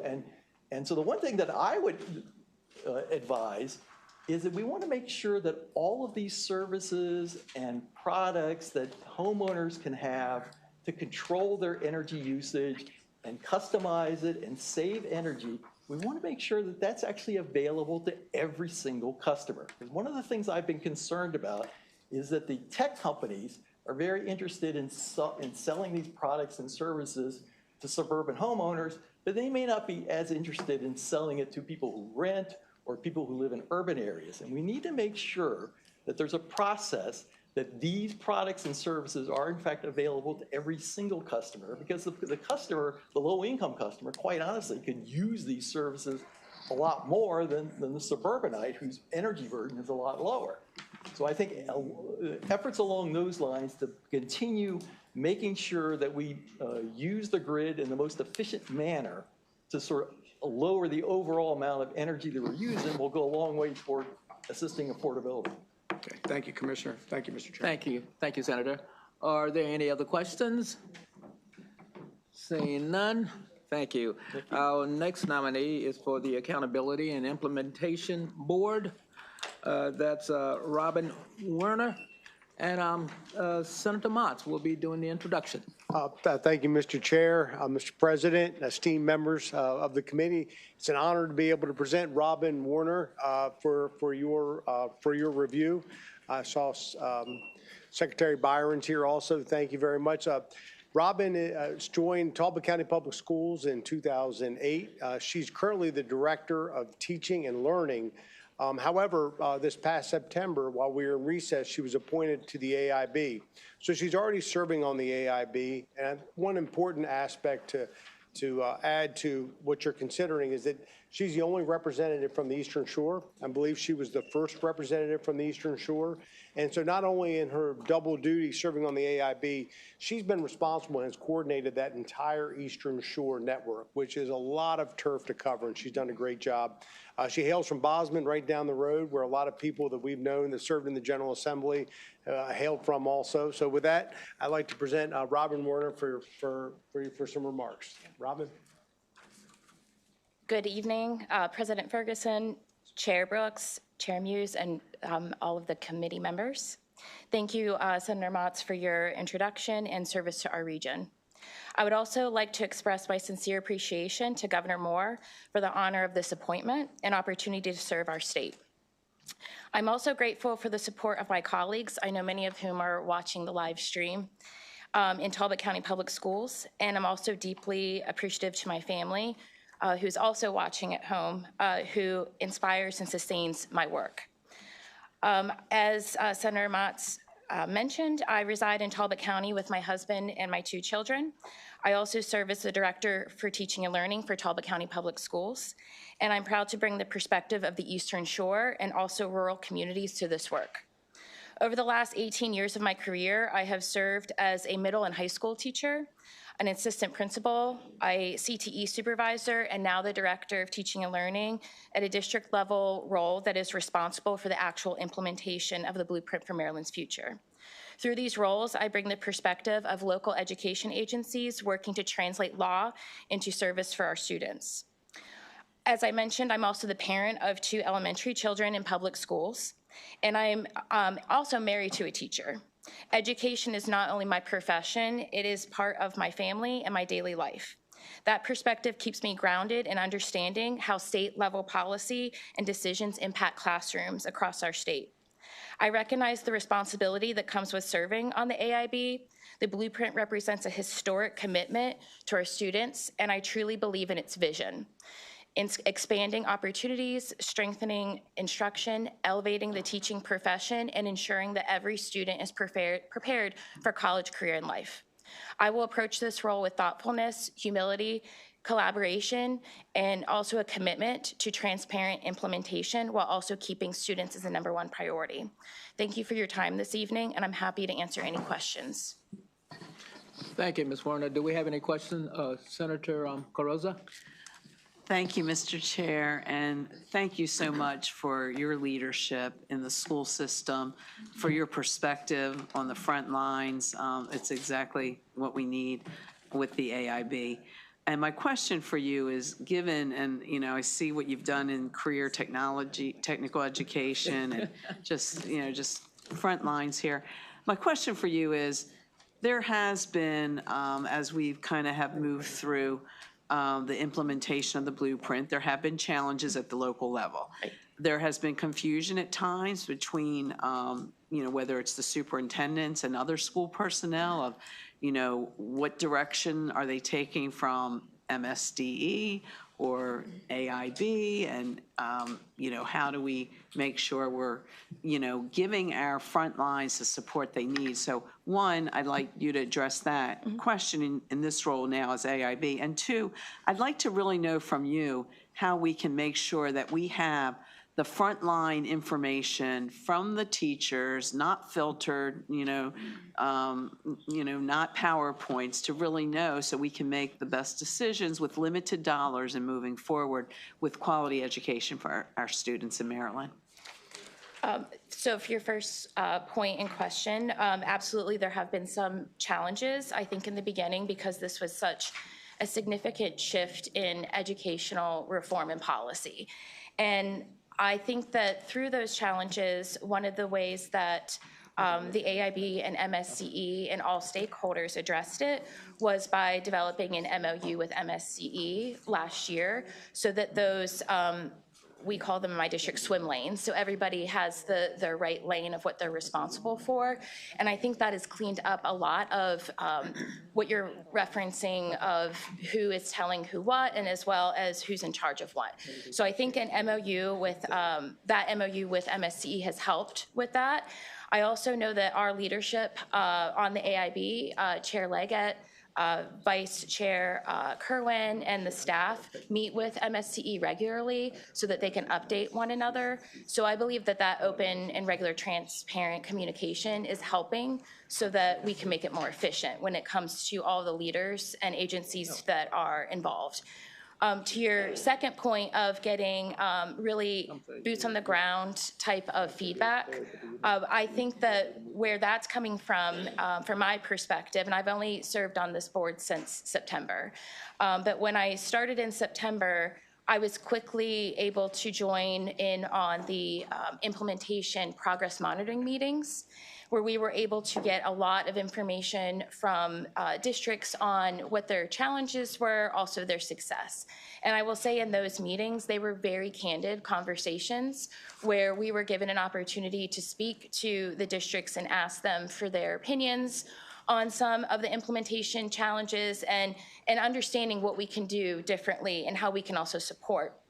And we also have a survey. There is a survey that is part of, as you may know, that part of the blueprint requires an interim checkpoint. And right now, the University of Chicago is working with NORC, which is a world-renowned data collection agency. And we're working with them to get information from all of our LEAs, our local education representatives, as well as, if it's appropriate, teachers who can answer these surveys. And I myself actually am taking a survey on behalf of Talbot County Public Schools at this time. And it is adaptive based off of your role, and we're hoping that that survey is going to serve us really well when it comes to making recommendations for the I AIB. appreciate that, and a lot's been thrown at you since September, and you're the local voice on AIB, and so I guess my only question, again, I'm going to put it on the table. We have limited dollars. You know what our budget challenges are.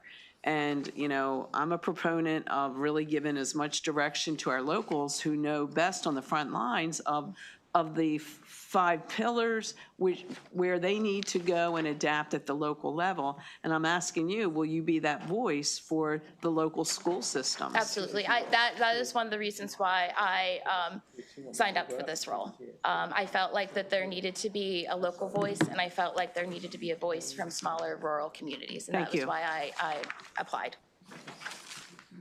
David Main and. Do we have any other questions? Seeing none, thank you. Thank you. Okay.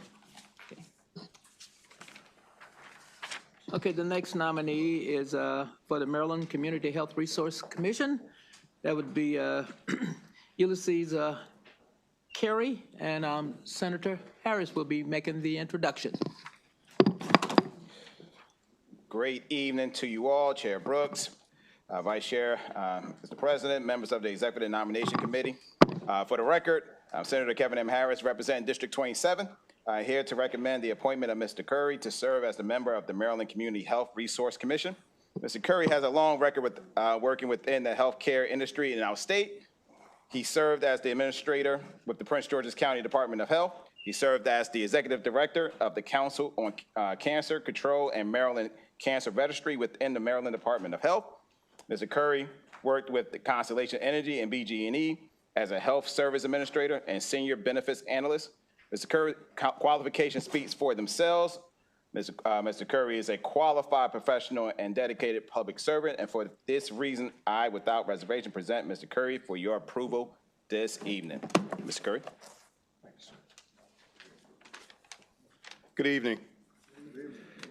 Chairman Brooks and members of the committee. Again, as Senator Harris has stated, I'm Ulysses Michael Curry. I want to first begin by thanking Governor Moore for his trust in me and for this nomination. And I also would like to thank Senator Harris for this warm introduction this evening.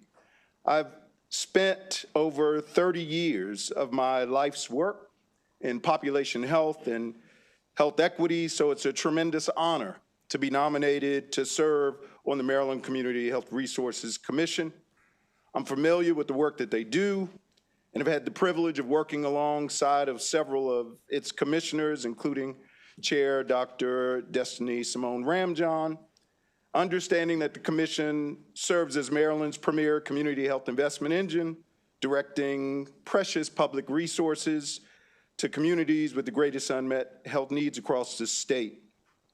And I look forward to contributing my expertise in a meaningful and sustainable way to the commission to help it with its mission of expanding access, strengthening community-based care, and improving health outcomes for Marylanders. And I'll close by saying again, I'd like to thank Senator Harris for his introduction. I'd like to thank Governor Moore for the nomination. And I'd also like to take a moment to say that I'm sure your previous colleague, my father, the late Senator Ulysses Curry, would be proud of this nomination. And with that, I close and thank you for your time. All right, do we have any questions? If not, thank you, sir. Thank you.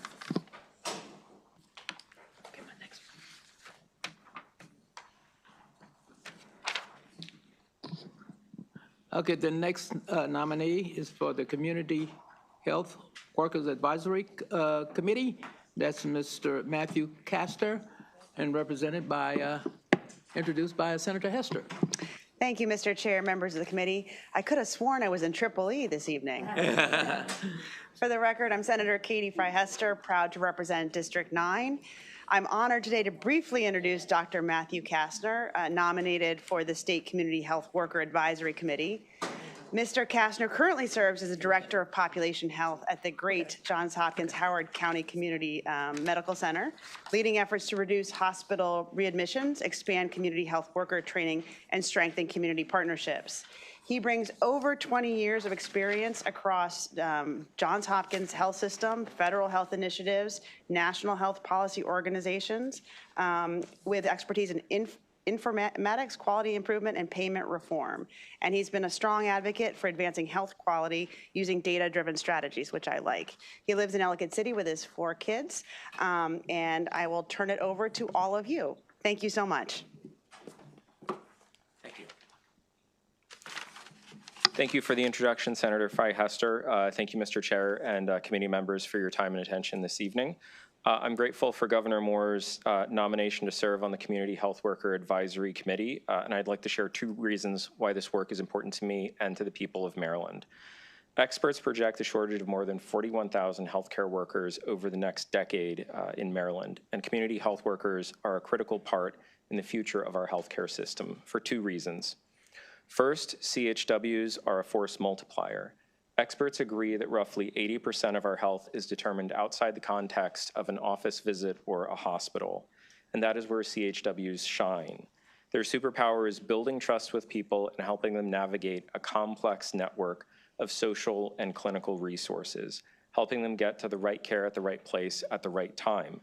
That allows our clinical workforce to be as efficient and effective as they can be. Second, CHWs are a pipeline to other roles in the healthcare workforce. I know this because every 4 months, one of the CHWs that works for me at Howard County Medical Center quits to become a nurse or a social worker. To expand this pipeline locally, we've developed an innovative partnership with Howard County Public Schools to train high school seniors to become community health workers, trying to bring forth a virtuous cycle in our healthcare workforce. We're now working to expand those efforts across the state. So it's with that I'm excited to work with passionate colleagues across the state towards a brighter future for Maryland and our community health workers, and happy to take any questions at this point. Thank you, Mr. Kastner. Are there any questions? No. Seeing none? Thank you. Thank you. Okay, our next nominee will be for the Community Health Resource Commission. That's Destiny Simone Ramjan. Thank you, Mr. Chair, members of the committee. It is a pleasure to introduce to you Dr. Destiny Simone Ramjan. She is a reappointment. She is phenomenal. She is brilliant. She was unanimously selected to serve on the commission, so excellent that now she is the chair of the commission. And so you see her incredible resume from the private sector to health equity issues. I could go on, but I won't because she's eminently qualified. So with that, Dr. Ramjan. Thank you. Thank you so much. I didn't pay him to say that, I promise, but thank you, Mr. President. Proud resident of your district. I do a lot of reading, including the Senate Standard. I have it with me. Chairman Brooks, thank you so much. I appreciate all of your continued support of the CHRC's mission. Senators, I'm originally from Brooklyn, New York, but I'm now a proud homeowner in Baltimore City. I'm joined this evening by my fabulous partner, Robert, who's been a true transformative force, most notably accomplishing what many thought was impossible, converting me from a New York Jets fan to a Baltimore Ravens fan. I'm also joined by our trailblazing executive director, Mark Luckner, who's devoted his life. He keeps us grounded on the commission, focused and moving forward each and every day. So thank you, Mark.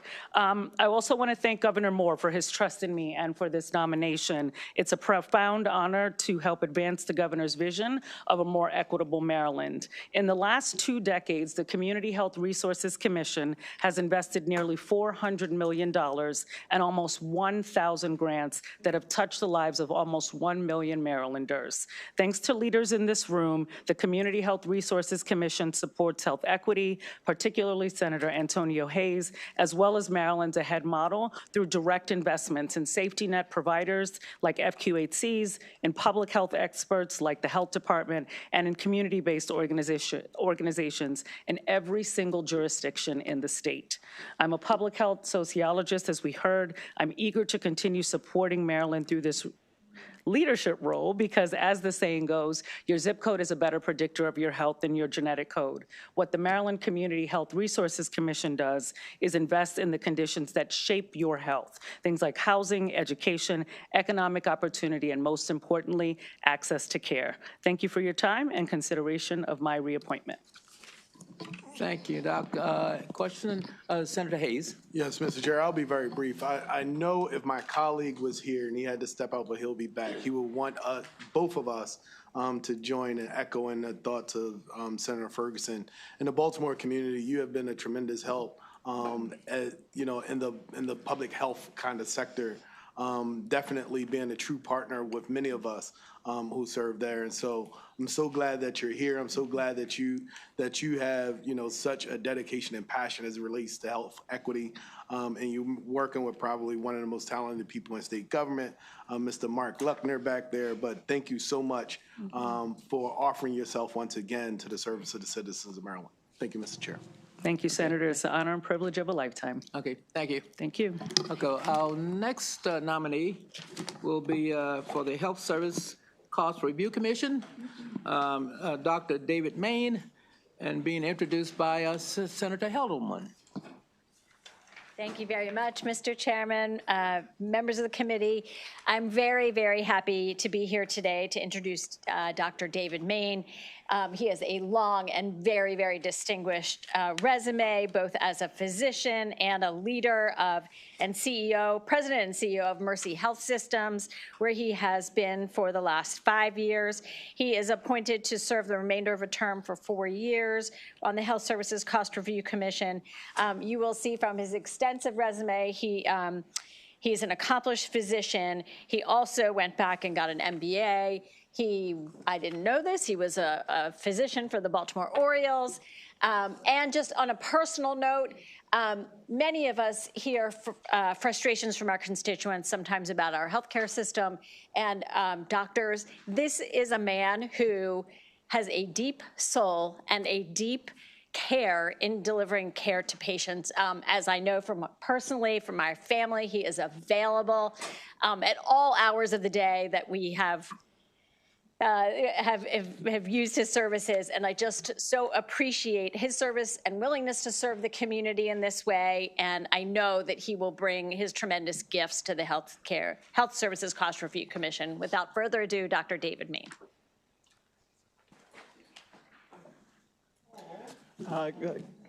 Thank you, Mr. Chairman, Mr. President, members of the committee, and a special thank you to Senator Shelley Heddleman. Thank you so much for the kind introduction. I want to especially thank Governor Moore for the nomination to serve on the Maryland Health Services Cost Review Commission. Mercy is an independent, mission-driven health system founded by the Sisters of Mercy, serving the greater Baltimore community and beyond for more than 150 years. I feel very blessed to help lead that organization, and it informs everything I do each and every day. Maryland has always been a leader in healthcare delivery innovation. This is a challenging and consequential time in Maryland healthcare. I'm honored to join the HSCRC as Maryland begins its transition to the AHEAD model from the total cost of care model. Throughout my career as a clinician, patients have always been at the center of everything I do. It is how I approach my work at Mercy, and it's how I'll approach my work on the HSCRC. Thank you again for the privilege of serving in this capacity, and I'm happy to answer any questions. All right, yes, Mr. President. Very briefly, no questions. Just want to say I couldn't miss the opportunity that District 11 has yet another physician here. This is a little inside joke here, but in all seriousness, Dr. Main, you've been a phenomenal partner on so many fronts. I think that your thoughtfulness is going to be essential for the HSCRC right now. You know, I know you also have a huge endorsement with our former colleague, Senator Griffith, who now President CEO Griffith, who has been a strong endorser of your candidacy, and there's no surprise there. So thank you very much for your work. Thank you, Mr. President. Thank you. Any other questions? Seeing none? Thank you, Doc. Thank you so much. Okay, our next nominee is for the Maryland Affordable Housing Trust Board of Trustees, Nolan Robert. I'm sorry, Nolanda Robert. All right. Thank you and good evening. We have yet another person with a bachelor in psychology, but she took it a lot further and has a PhD as well in forensic psychology. But good evening. For the record, I'm Senator Mary Delaney James, representing Harford County, Chairman, Senate President, and members of this distinguished committee. It is my privilege and honor to introduce to you a dear friend of mine, Nolanda Robert, as she is being appointed to this important board.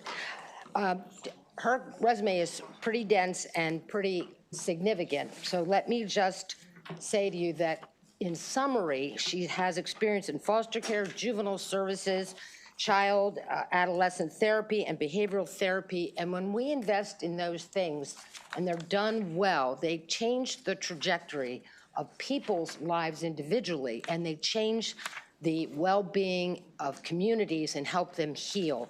That has been Yolanda's life's mission in many ways. To summarize just the last 21 years, because it's a much longer career than that, she has been so critical to our court systems, and she's worked in both Harford County and Cecil County.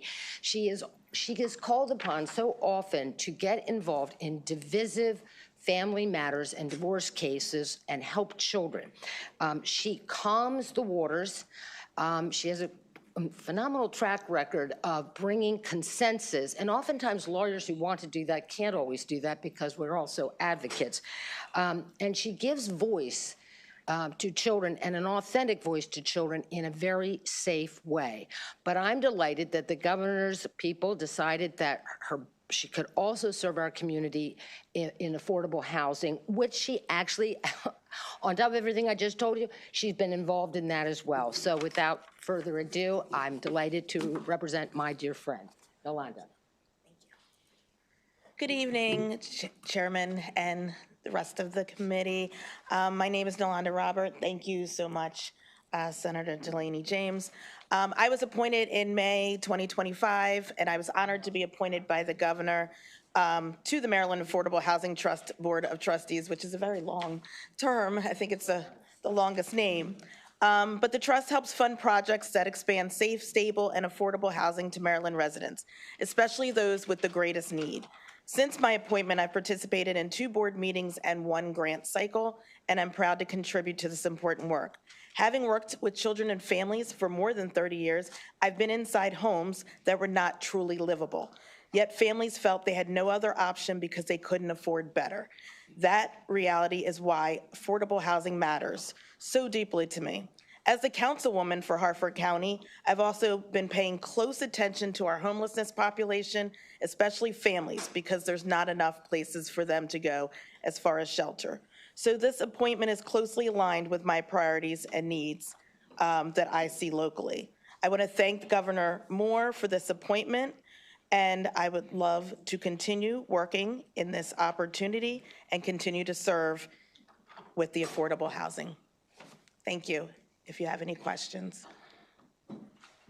Do we have any questions? Seeing none? Thank you. Thank you. Okay. Okay, our next nominee for the State Board of Education, Marcia Leonard, and being introduced by Senator Lamb.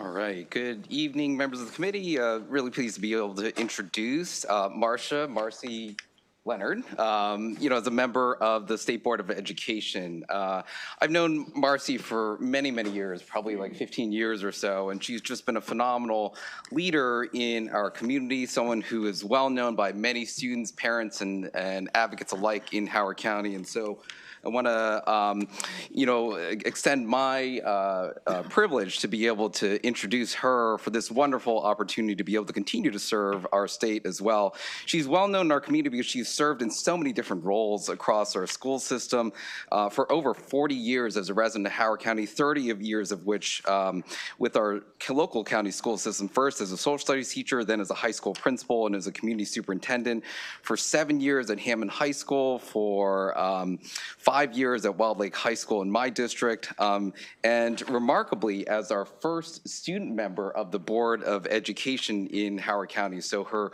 expertise runs deep and kind of comes full circle now to be able to serve as a member of the State Board of Education.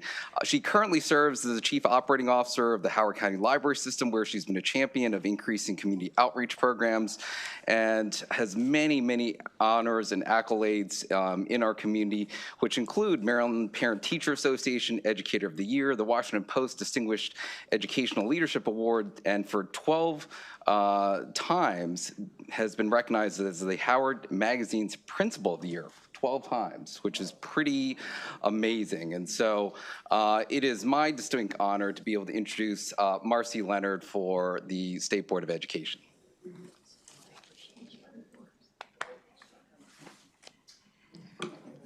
Good evening.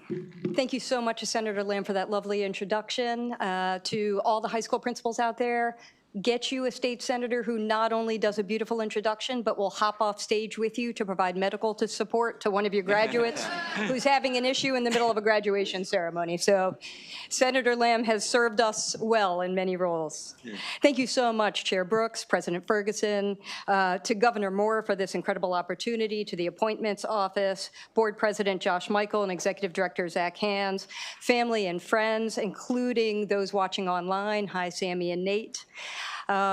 There's lots that I could say to you, but I will stand ready for any questions that you may have, aside from those about electricity rates. Okay, do we have any questions? Seeing none. Thank you, Ms. Leonard, and we appreciate you coming. Thank you so much. Sure. All right. Our next nominee is for the State Board of Education, and Ms. Nicole Murray Lewis, and introduced by my committee chair, Senator Feldman. Okay, another triple E topic area here. Yes. Nicole Nanette Murray Lewis. This is for a spot on the Maryland State Board of Education. Currently, she is a social studies teacher at Blake High School in Montgomery County Public Schools. She has almost 3 decades of experience, as this is her 18th year of teaching. At the moment, she teaches on-level and honors 9th grade U.S. history. Beyond her current position, she's also taught modern world history, AP history, and AP African American history. Prior to joining Blake, she spent 24 years at Gaithersburg High School, 4 years at East Baton Rouge Parish School System, which is where she began her career as a native of Lafayette, Louisiana, home, birthplace of none other than Senator Malcolm Augustine. And hopefully that'll get you some support here. And holds a Bachelor of Arts in Political Science, as well as a master's degree in history from Southern University and A&M College in Baton Rouge. With that, colleagues, I present to you Nicole Nanette Murray Lewis for a spot for consideration on our Maryland State Board of Education.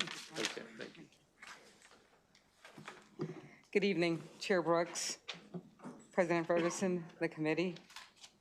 Special thanks to Senator Feldman for that kind introduction and also for using my middle name, which I haven't used in a long time. It sounds really weird to hear. Thanks to Governor Moore for the appointment, secretary for their support. In addition, I would like to also thank State Board President Michael and Executive Director Hands. And last but not least, I'd like to thank my colleagues in the classroom across the state of Maryland for electing and entrusting me in this role. My name is Nicole Murray Lewis, and I'm honored to appear before you today as the appointee to serve on the Maryland State Board of Education. I am mindful that this role carries responsibility to more than 800,000 public school students and over 63,000 public school educators across the state. I bring 28 years of experience as a social studies educator. I began my career in East Baton Rouge Parish, Louisiana, where I taught for 4 years in inner city schools. And for the past 24 years, I served students in Montgomery County Public Schools, 24 of those years at Gaithersburg High School, and currently I'm at Blake High School. I'm also a 17-year National Board Certified teacher. And throughout my career, I've remained deeply committed to academic rigor, civic literacy, and equitable access to high-quality instruction. My professional life has been grounded in the classroom. I understand firsthand the impact that state-level policy decisions have on teachers, students, and families. That perspective shapes how I approach this role, with a commitment to thoughtful governance, careful stewardship of public trust, and collaboration across systems. If confirmed, I will work to ensure that our policies maintain high academic standards, support and retain strong teachers, promote equity and opportunity for all students, reflect both sound data and classroom realities. It is a privilege to serve, and I appreciate your consideration. And at this time, I welcome any questions. All righty, do we have any questions for Ms. Senator Carozza? Thank you, Mr. Chair, and thank you, Ms. Murray Lewis. I appreciate your perspective as a teacher, and I wanted to ask you, in your role, critical time that you're serving with the implementation of the blueprint at a time that we have limited state dollars and the counties and every level's being crunched. And you come from one of the bigger counties. I represent 3 counties on the Eastern Shore: Somerset, Worcester, and Wycomico. And I guess my question to you, being a teacher, being on the front lines, knowing some of the challenges of implementing the blueprint, would your approach be that perhaps one size doesn't fit all, and that you have to make sure that when you have these broad pillars and you're trying to move forward with implementation, that we're giving enough leeway, not only at the local level, but even enough leeway for our teachers to have input as well? Yes, I agree with that. I've only been on the board for a little bit over a month, but I do agree that, you know, every local education association or agency, rather, is not a cookie cutter, and that we need to tailor, you know, things to our different areas. As I mentioned, I've only been on the board for about a month. I could, you know, provide more information later. We could speak at another time, possibly. No, it's fine. It's just kind of a mindset of the sensitivity of what the locals are facing, what the challenges are with the budget, and giving enough leeway at the local level. Right, yeah, I agree with that. I am really impressed with the blueprint. I'm an educator, and I believe if things are good for kids and teachers, then it's great. I believe that the pathway that blueprint provides allows access to quality education for all of our students, and also allows for us to hire and retain quality instructors. I think it's a good start, and I believe that, you know, for some it may not be perfect, but I believe it's a good start, and I think that we should, you know, see it through and how it'll work out for our students. Thank you. Okay, are there any further questions? Seeing none? Thank you. Okay, our next nominee is Ms. Courtney Mariette, and she's being introduced. This is for the Commission on LGBTQIA Plus Affairs, and the introduction will be done by Senator Charles. Thank you, Mr. Chair and members of the committee. It is my pleasure to introduce Ms. Courtney E. Mariette of Upper Marlboro for appointment to the Commission on LGBTQIA Plus Affairs. Ms. Mariette brings more than 15 years of experience in community engagement, public service, and crisis response. She currently serves as Senior Liaison for Strategic Initiatives with the Prince George's County Office of Homeland Security and Emergency Management, where she works across agencies with residents to identify challenges and implement practical solutions. Throughout her career, she has consistently focused on ensuring government works for people who too often feel unseen or unheard. She co-chaired the Prince George's County's first LGBTQIA Plus Task Force, helping deliver over 20 recommendations to expand services and improve outcomes for citizens. She also established the Lehman College's first Office of LGBTQ Affairs and has frequently been invited to speak on diversity, community engagement, and equitable service delivery. What stands out most is her ability to translate advocacy into action. She understands both the lived experiences of the community and the operational realities of government, which is exactly the perspective this commission benefits from. I respectfully ask for the committee's favorable consideration of her nomination, and I thank you for your time. Good evening.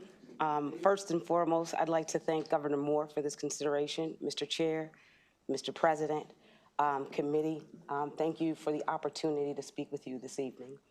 My name is Courtney Mariette. I have dedicated my professional career to serving almost all different franchise communities. I know that my resume is in front of you, and I hope you see it as holistic and informed.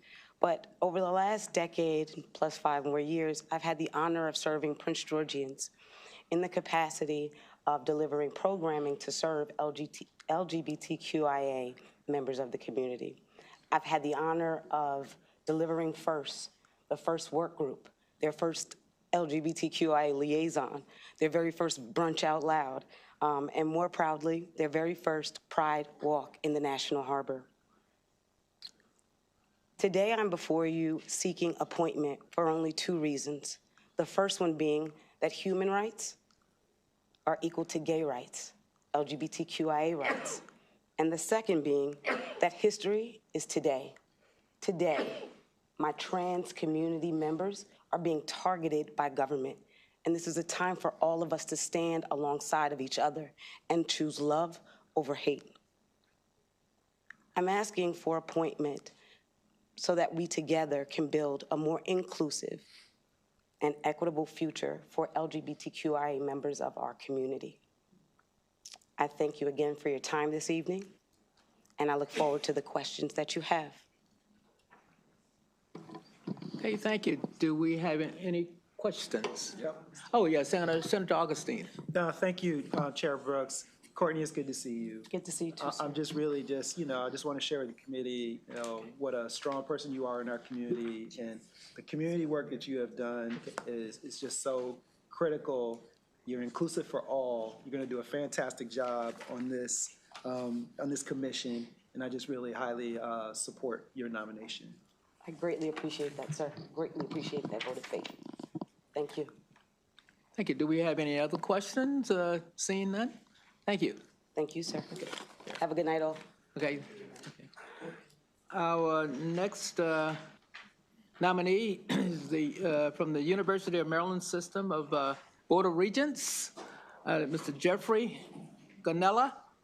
And Senator Wallstreicher cannot attend, but he did leave a letter, and I'll read that.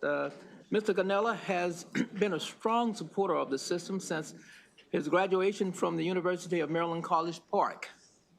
He has long been active in the nonprofit community, supporting valuable organizations that our constituents rely on. He and his wife, Lula, lives in Kensington, Maryland, where they raise their children. Jeff loves our state and our university system. I believe he will continue to be an invaluable asset to the board and hope that you can support his reappointment. And that's best wishes, Senator Jeff Wallstreicher. Okay. Well, good evening, and let me thank Senator Wallstreicher for those kind words and kind introduction, and Chair Brooks, distinguished members of the committee, including President Ferguson. Thank you for the opportunity to appear before you tonight and for the time and consideration that you all devote to this process. I am grateful for that service and for the seriousness with which you approach these responsibilities. I also want to start by expressing my sincere appreciation to Governor Moore for the confidence that he has placed in me with this nomination. As this committee knows, thanks to the leadership of the Maryland State Senate, including President Ferguson, I've had the distinct honor and privilege to serve as a member of the Board of Regents for the past several years, and I'm deeply humbled to be considered for continued service. I have the pleasure currently to serve as the Vice Chair of the Board of Regents and to both chair the Committee on Advancement as well as the Committee on Intercollegiate Athletics and Student Health and Welfare. Currently serve as the Vice Chair of the Finance Committee and a member of both the Enrollment and Policy Review work groups. It is a service that is a true labor of love. And if confirmed, I will continue to approach this role with integrity, transparency, and the deep respect for the trust placed in the Board of Regents. I look forward to continuing to work with my fellow regents and the system and campus leaders and partners across the system to ensure that Maryland's public universities remain a source of great pride, progress, and possibility for generations to come. And with that, I welcome any questions. Thank you, Mr. Ganella. Senator Hayes? Thank you, Mr. Chair. Mr. Ganella, I'm very concerned about the status of our historically black colleges and universities. 3 out of the 4 HBCUs are a part of the Regent system. The only one that's not a part of the Regent system seems to be thriving way beyond any other. If you look at the capital budget that comes down from the Regents, and even after a lawsuit that was made against the state of Maryland, our HBCUs on capital and operating funding seem to lag dramatically behind all the other institutions. In your responsibility as a regent, if you could help us understand how you view the uniqueness that historically black colleges and universities provide to Marylanders, I think that would be helpful as we, consider this nomination. I think, our HBCUs are vast and diverse, but when you see the product that comes from the Board of Regents and a lot of the budget recommendations, they seem to fall short. So could you help us to understand, like, when you're considering, the uniqueness and the contributions of these historically black colleges and universities, what are you considering?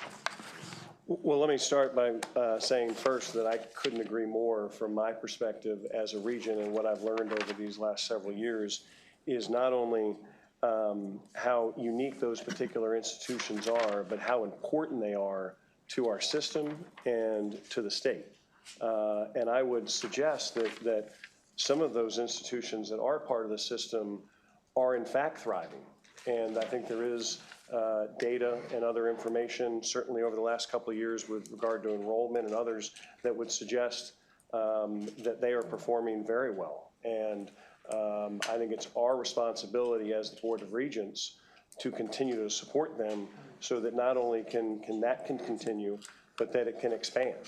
And I would suggest that for those that may not be or may be having some challenges, it's our responsibility to try to figure out ways to support them and help them, both with resources across the system, meaning taking advantage of some of the larger institutions and consolidating, maybe with regard to E&E, and helping to provide them some services at lower cost to allow them to put money into other programs, supporting them in the expansion of programs, new programs that they want to introduce that take advantage of their unique strengths, either from a geographic standpoint or from an academic standpoint.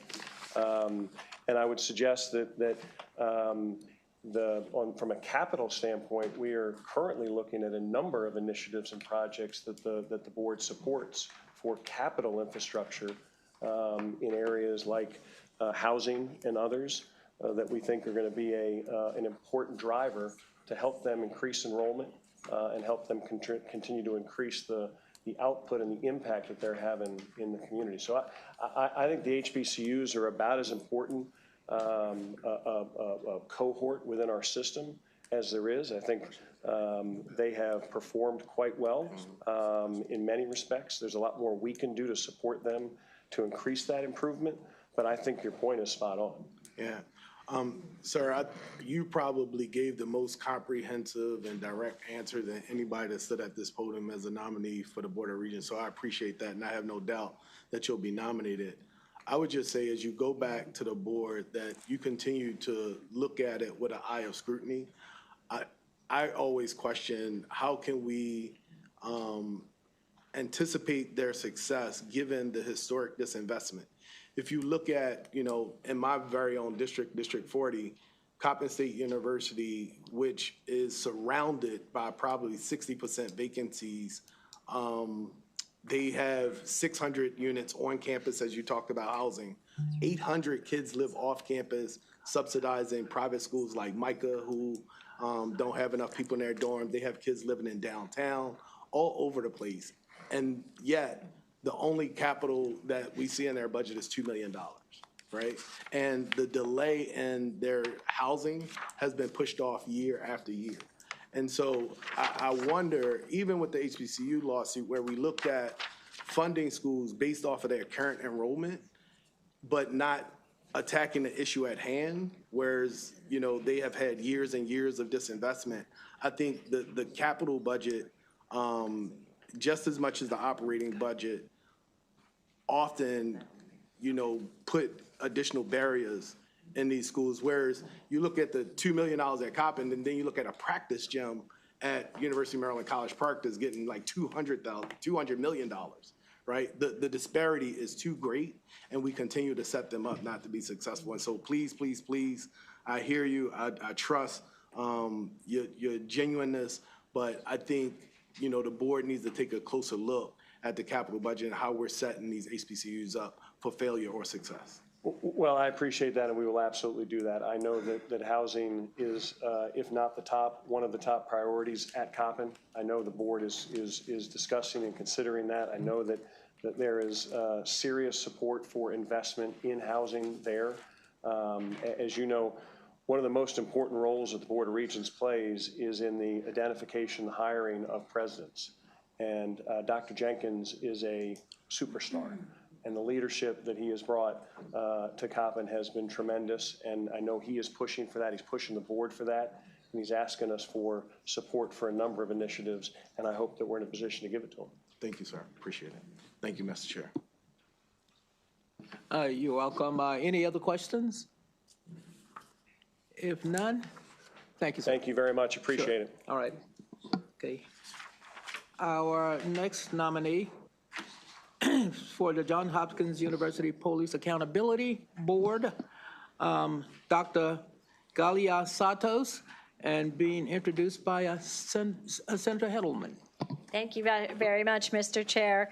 I am very happy to be here today to introduce another stellar physician from District 11, Dr.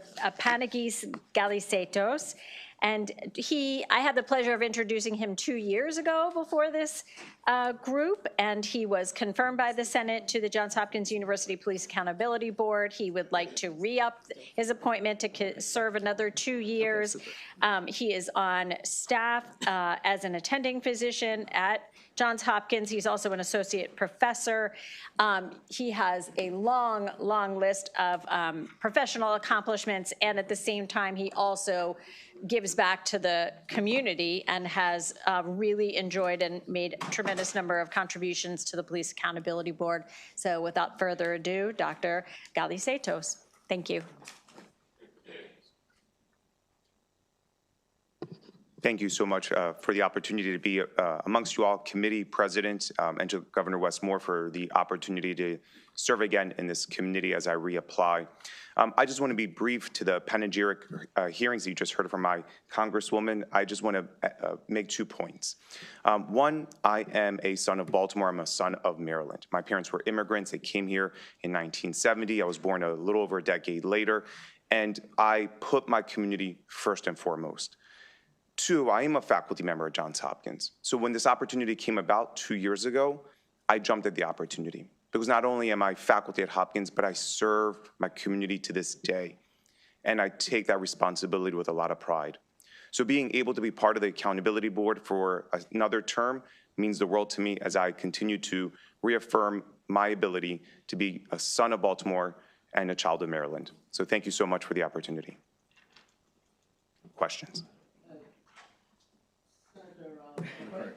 Yep, thank you. First, Dr. Galia Santos. Perfect. Okay, my guy. Yep. So I follow the JHU Police Accountability Board, and I heard my colleagues state that you were renominated. You're coming up for a renomination. And one of the things that I've raised in previous years was a phenomenal individual by the name of Dr. D. And Dr. Lori Dean was on the accountability board, but she did not come back up for renomination.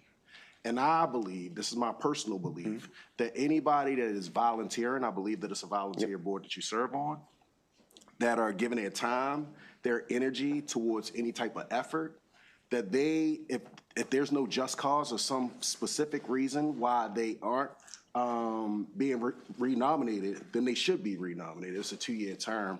So what is your thoughts on renomination or the lack thereof of people that have served? Well, I know from the opportunity when it came to me, it was, would you like to renominate yourself? Would you like to serve again? So I submitted all the paperwork and so forth. So it isn't just, it didn't seem like the board was just, we'll renominate you. It's up to you if you want to move forward. So I can't speak to why any of my colleagues did or did not. I'm in a position where I felt I had the opportunity. My children are a little bit more grown, and I just wanted to serve. So I can speak to why I did. I just don't know why my other colleagues wouldn't. So maybe I'll ask the question a little bit different. If a person was still willing to serve, such as yourself, should they? You all are accountability board. You all are like y'all are like the bosses for the organization. So you guys have oversight of the respective organization. If they wanted to be renominated, such as yourself, do you think that they should? I've had a great opportunity to work with all the colleagues the last 2 years, and I value each and every one of them. So if they wanted to resubmit, I imagine someone has reviewed that to say why someone should or should not. But all the colleagues I've had for the last 2 years have been amazing. I don't think you answered my question. I'll ask it one more way, and I'll frame it a little bit different. If someone was to tell you that you weren't randomly renominated, how would you feel? I would hope that the person that they did put into place would serve honorably and humbly, knowing it is a volunteership. I imagine they just put someone else in that position for reasons that I don't understand, but I would oblige by. Can't do anything else, Mr. Chair. Okay, thank you, Senator. Any other questions? If none, thank you. Thank you. All right. Our next nominee, still from Johns Hopkins, Dr. Bo Oyster, and being introduced by President Ferguson.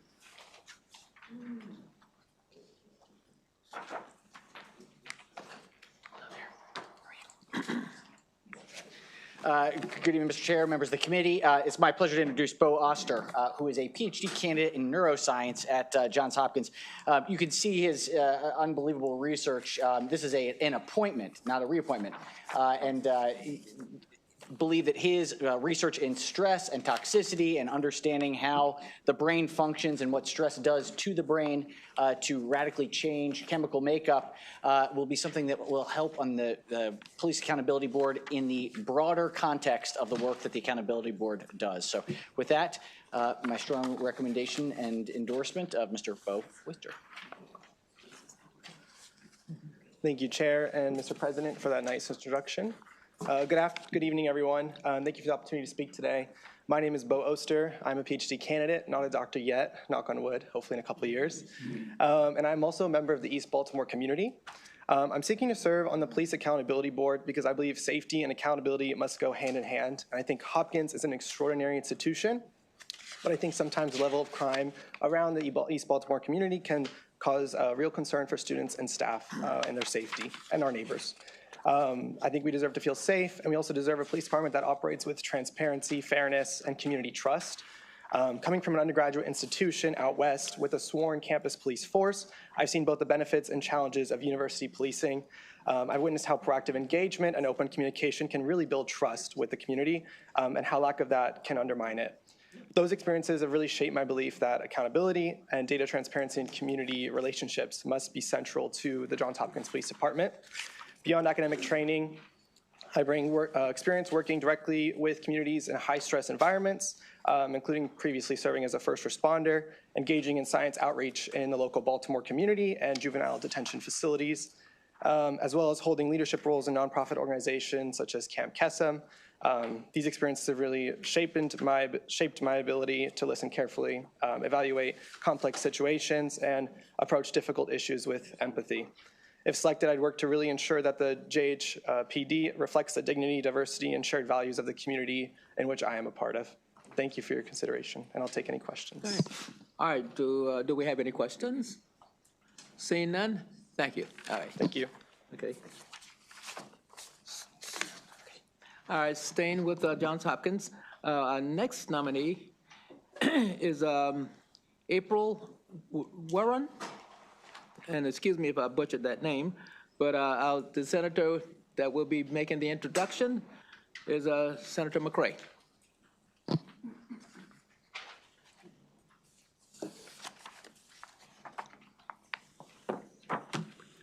Mr. Chair, members of the committee, I come to you in reference to April C. Warren, who's a Maryland licensed real estate professional and proud constituent of the district who brings strong community leadership, organizational expertise, and a deep commitment to the neighborhood engagement to consideration for Johns Hopkins University Police Accountability Board. Ms. Warren currently serves as a realtor with Keller Williams. She resides over in Midtown East Community Association, which is in the Hopkins footprint. From that standpoint, I believe that she has served for a year and a half in the position. I believe that she was the council president's appointment, coming to serve over in here and just making sure that she's also going for a reappointment, Mr. Chair, from that standpoint. So once again, colleagues, I look forward to the success of April Warren, but more importantly, I thank her for her service on behalf of all constituents coming out of East Baltimore for this accountability board.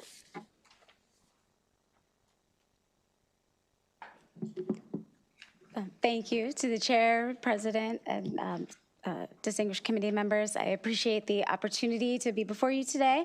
I have, for the past year and a half, served as the chair of the Johns Hopkins Police Accountability Board, and I look forward to, if reconfirmed, another exciting term to help engage the community, as well as make sure that our Johns Hopkins Police Force is being held accountable to the highest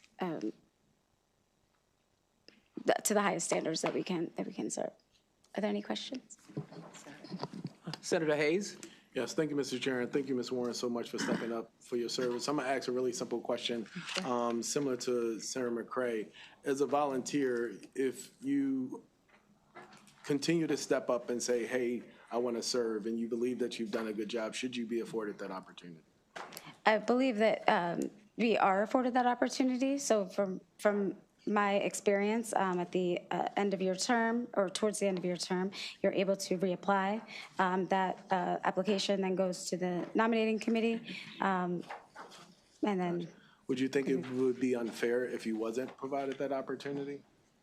I'm sorry? If you was not provided that opportunity, would you see that not being fair?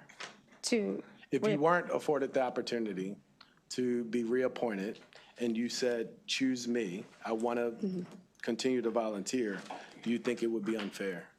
I don't. The makeup of the board is made up of certain individuals that represent different segments of the diverse population. And so if it was time for example, if the city council president appointed somebody that took a role that forced you out. I understand all that. But yeah, should you have the opportunity to, all the requirements made, you said you served honorably, you did your best, and you wanted to reserve. If you raised your hand and said, I want to serve again, do you think you should be afforded the opportunity to do so? Yes. Thank you. Thank you, Mr. Chair. All right, do we have any other questions? Seeing none, thank you. Yes, yeah.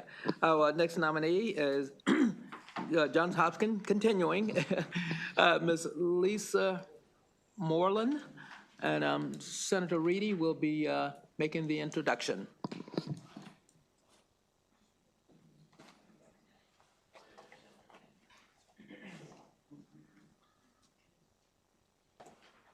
Mr. Chairman, thank you. I'm filling in for Senator Jennings tonight. This is his constituent, Ms. Lisa Moreland, and they have an extensive letter that the senator submitted, and I want to be sure she can get a copy of it. It says a lot of great things, but I'm going to focus on a couple of aspects. Number one, we know that Johns Hopkins University Police Accountability Board requires individuals who are principled, steady, and capable of evaluating complex issues without bias.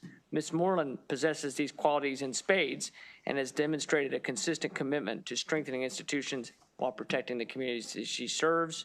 She brings over 25 years of experience at serving major institutions with professionalism, integrity, and discretion.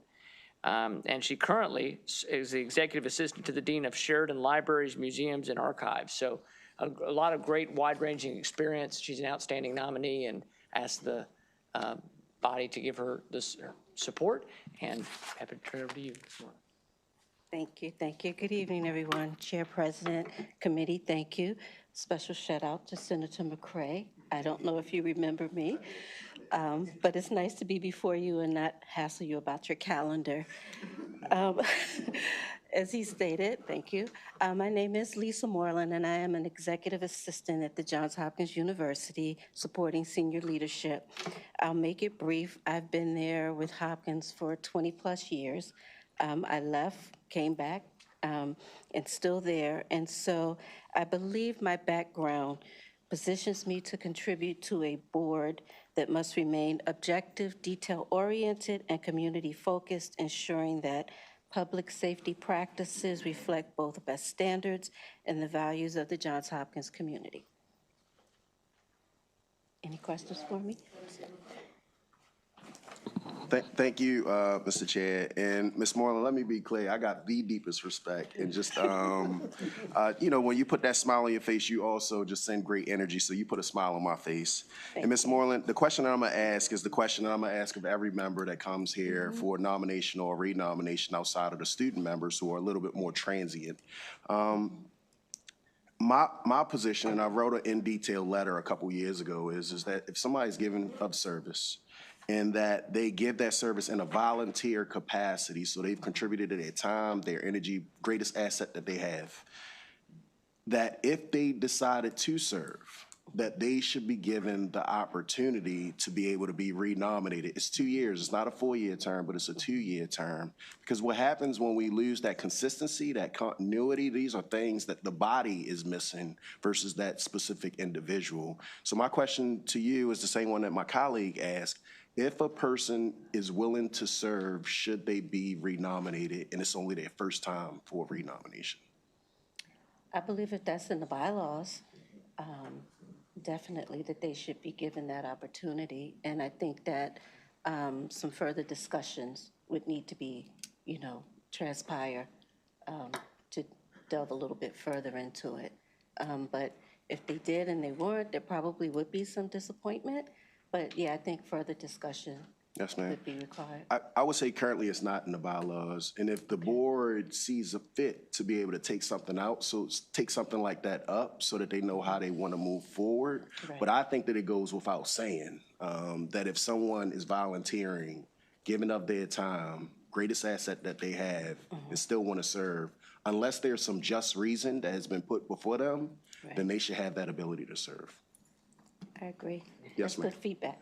Yes, ma'am. Any other questions? Seeing none, our next nominee will be continuing, I should say, with Johns Hopkins. Our next nominee will be Jonathan Aguilar. Senator Hayes will be making the introduction.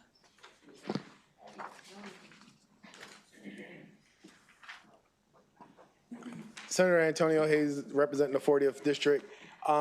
Senator Washington would have loved to be here if it hadn't been for a conflict in our schedule. But I bring to you Jonathan Aguilar, who's a student representative with a 4.78 GPA and was ranked #1 in the Harrington School of Health Professions. Colleagues, I bring you Mr. Aguilar.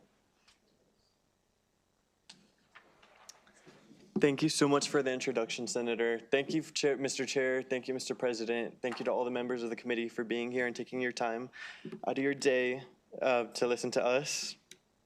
I will do my best to make this brief. I'm a current second-year undergraduate student majoring in political science, psychology, and cognitive science. For the past year, I have been acting as a member of the JHAB to hold our police force responsible to the best of our abilities. I am one of 2 undergraduate students to reside on the board.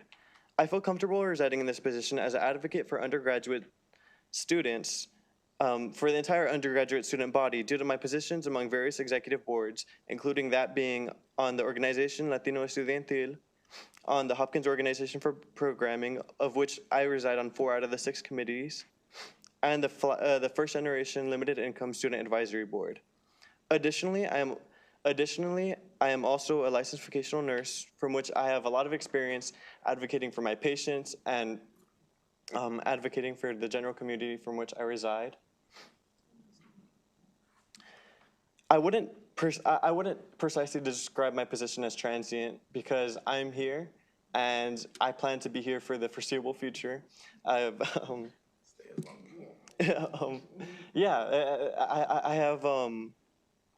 have a lot of faith in my fellow board members, and I have a lot of faith in you all as well. And I think that together we will help do our best to make not just JHU, but the larger organizations of Maryland and the larger community of Baltimore a better place. I'm willing to take up any questions as well. All righty, do we have any questions for the nominee? Seeing none? Thank you. All righty. Okay, and last but not least, continuing with Johns Hopkins, Mr. Aaron Slater, and will be introduced by Senator Hayes. Thank you, Mr. Chair. Senator Antonio Hayes from the 40th Legislative District. Colleagues, and I'll be brief. I just want to remind this body that I was the primary sponsor for this legislation. So I know every line by line. Me and my colleague from the 40th District, as well as our Senate President, if you all remember, when this legislation came up, was very controversial. And we took a lot of shots, and we continue to take shots on Twitter and other places for standing up this. We think that this accountability board and the police department at JHU are very, very important. But we also believe that we wanted to live up to the merits of the legislation that we passed some years ago. And so I'm very familiar with it. I served as a lead sponsor for the legislation to create it. My colleague, Senator Mary Washington, could not be here this evening. She sends her regrets, but would have loved to be here to introduce Aaron Slater, who's awesomely qualified, having experience in project management and executive support, human service administration. You have a resume. I present to you Aaron Slater. Thanks for having me. I'm honored to be here. I apologize, I'm not much of a public speaker. My background, I've been in the Baltimore community for 25 years. I came here to go to school, but I stayed because I love Baltimore. As also a longtime higher education and Johns Hopkins community member, I also have the unique position of kind of wishing there were more transparency between the city community and the Hopkins community, and I'm hoping that if I am nominated to this board, that I'll be able to help foster that communication and transparency that's needed. And I'm open to your questions. Okay, do we have any questions? Senator McCray. Thank you. Yeah, Ms. Slater, I won't belabor my committee, but if you could, the question that I asked of your colleagues, your peers, if you could just answer that question. And I apologize, I'm new to the board and to this process. If I understand the bylaws allow for continued service and the person is interested in serving, I don't see any issue with that. Thank you. Any other questions? Seeing none? Okay, well, this concludes our public hearing for tonight. Any questions or discussions from the committee before we entertain a motion to approve tonight's nominees? Oh, Senator Hayes. Yeah, Mr. Chair, I'm a little rusty on this because this is the first time this session, but I like to hold number 11 and number 12 nominees. Okay. No, MEDCO. All righty. Any other questions or comments? Senator McCray. Mr. Chair, I want to hold numbers 16 through 22. 16 through 22? Yes, ma'am.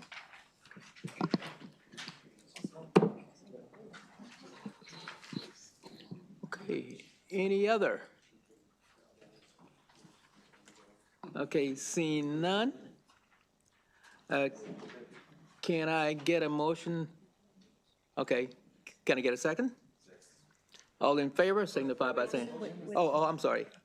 I move that we accept all the nominees tonight number 1 through 26, with the exceptions of number 11 and 12, number 16 and 22. But we continue and approve all of the statewide nominees. Okay, would you repeat that one? Oh, he's got it, we got it, okay. Okay, and we got a second, okay. All in favor? Aye. Any opposed? Okay, that's it. Now, can I get a motion for adjournment? Okay,